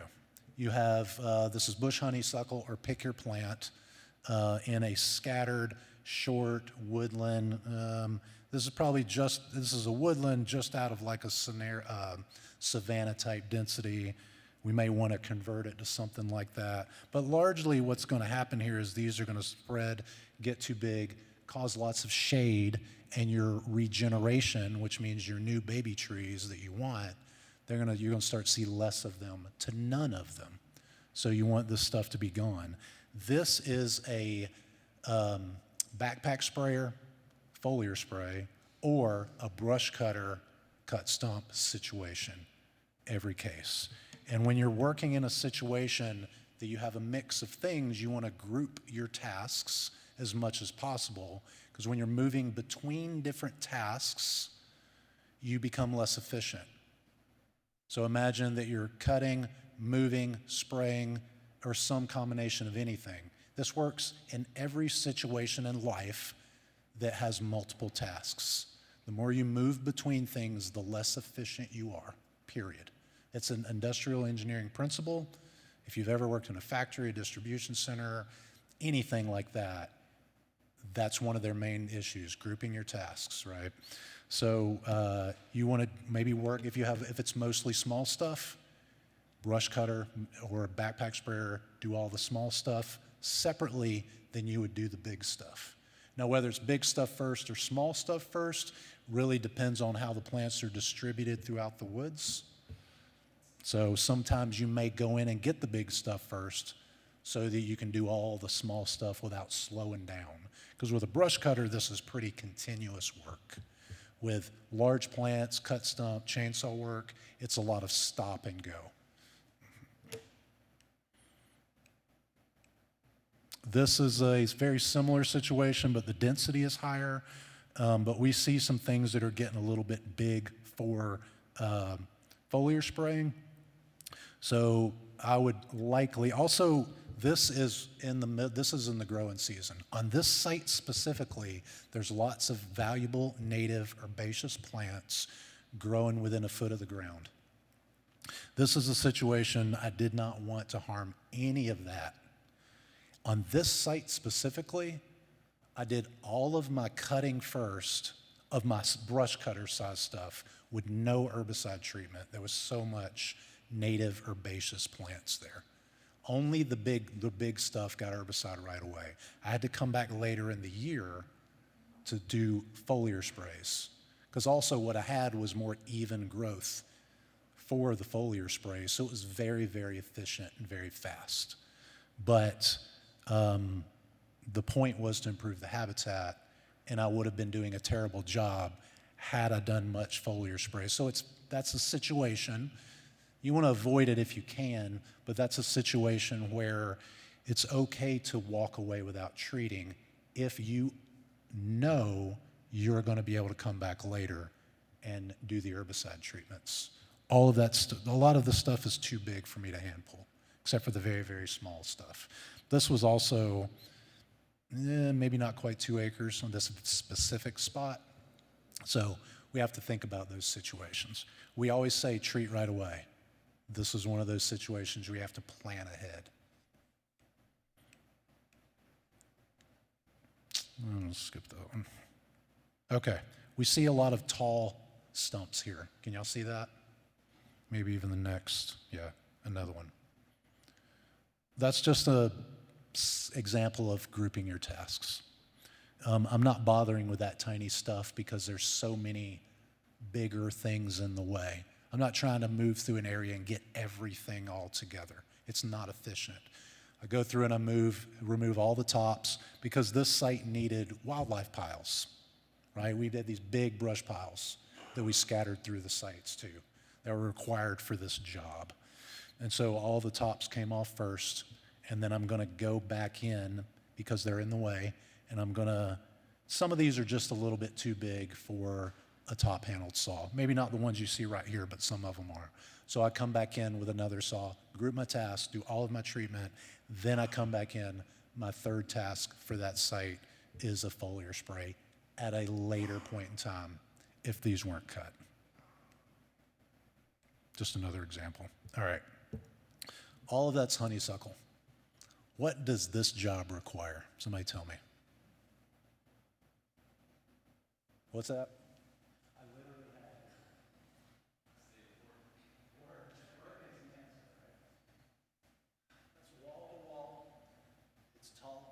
Some of that stuff is approaching 15 feet. That site, if there were fewer trees and it did not have the pretty variable terrain, I would have really liked to be able to put a forestry mulcher in there, but I couldn't. Every single bit of that's chainsaw work.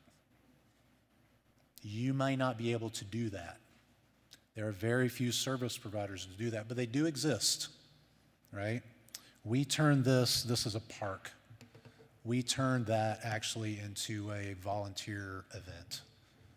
But the only way it was successful was because we had professionals doing most of the work. And then we had a bunch of volunteers come in and do a lot of the moving and the piling and the dragging. A lot of people often think that because I'm running the saw, I'm doing most of the work. Not true. I'm looking at you saying, I wish I wasn't doing that. The dragging and the piling is most of the work.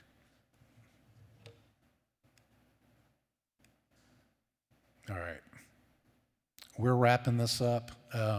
There's a million things we can keep talking about. I'm just going to make one more point. Yes, ma'am.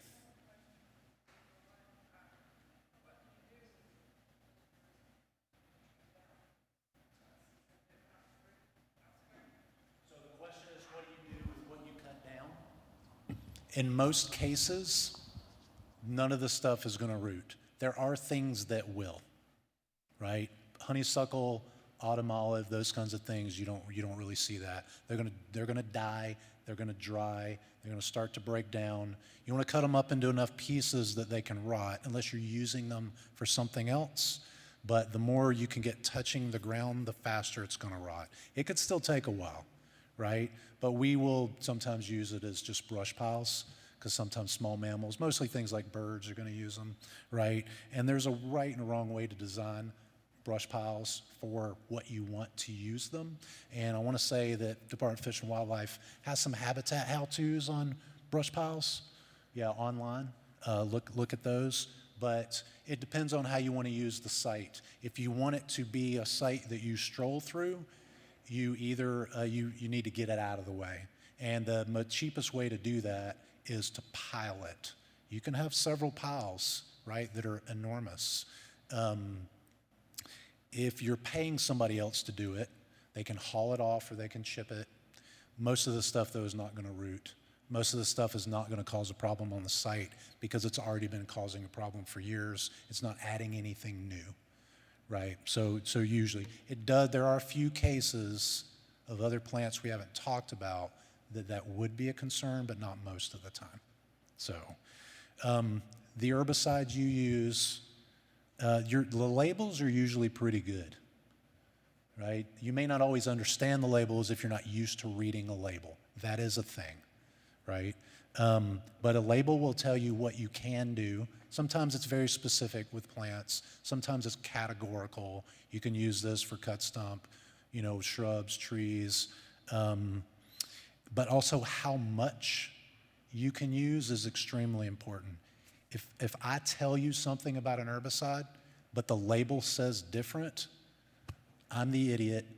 You go by the label. That's a legal document you have to follow, or you're breaking the law, period.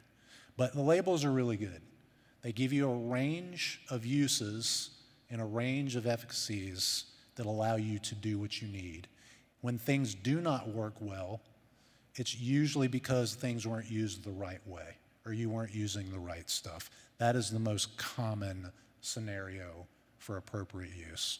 But anybody who wants this, the math people flub up and they end up using not enough.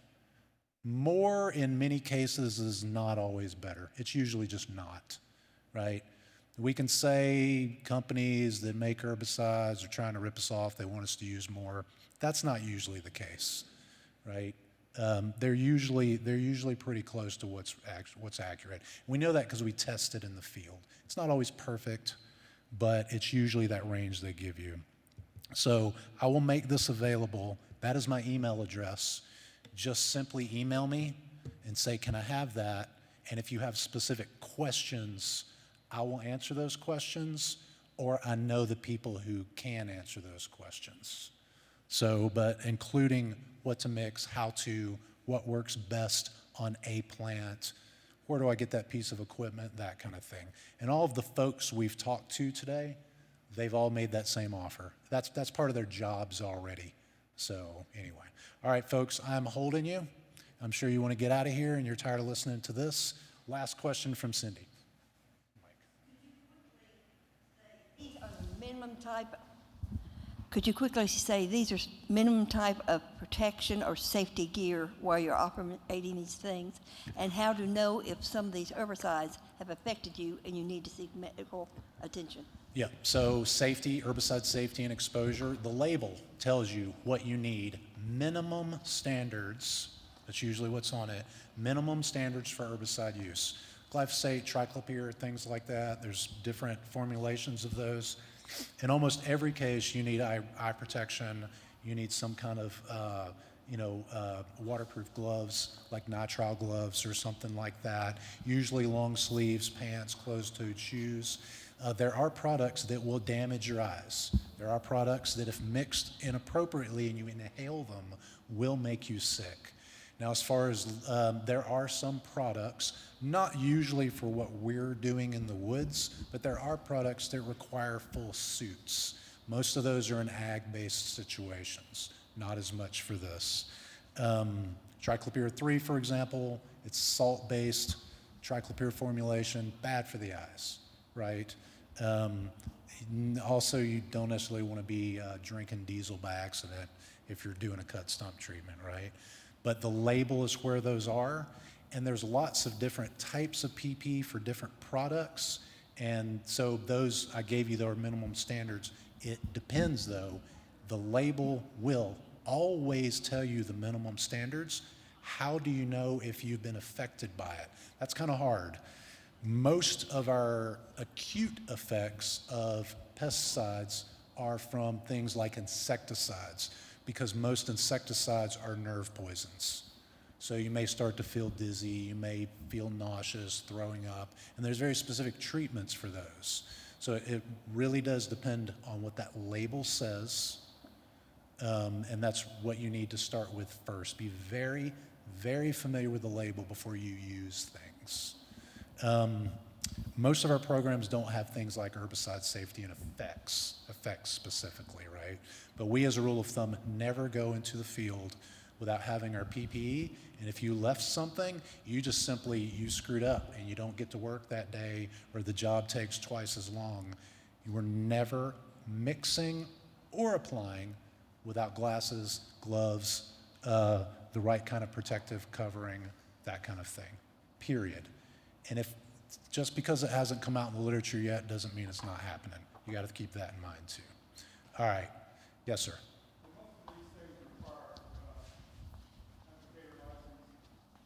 The question was, do most of these require pesticide applicator license? Most of the ones that we use in these scenarios, anybody can get anywhere.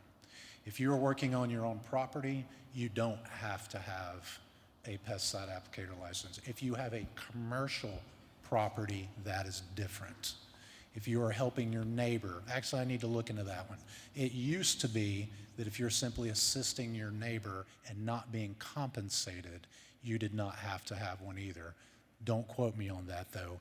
Anybody working for somebody else has to have a pesticide applicator license. If you're working on any land that is not private, non-commercial, meaning not a business, you have to have a a pesticide applicator license. KSU, state agencies, for example, are non-commercial organizations. We have to have non-commercial pesticide applicator license with categories that allow us to teach, demonstrate, and apply.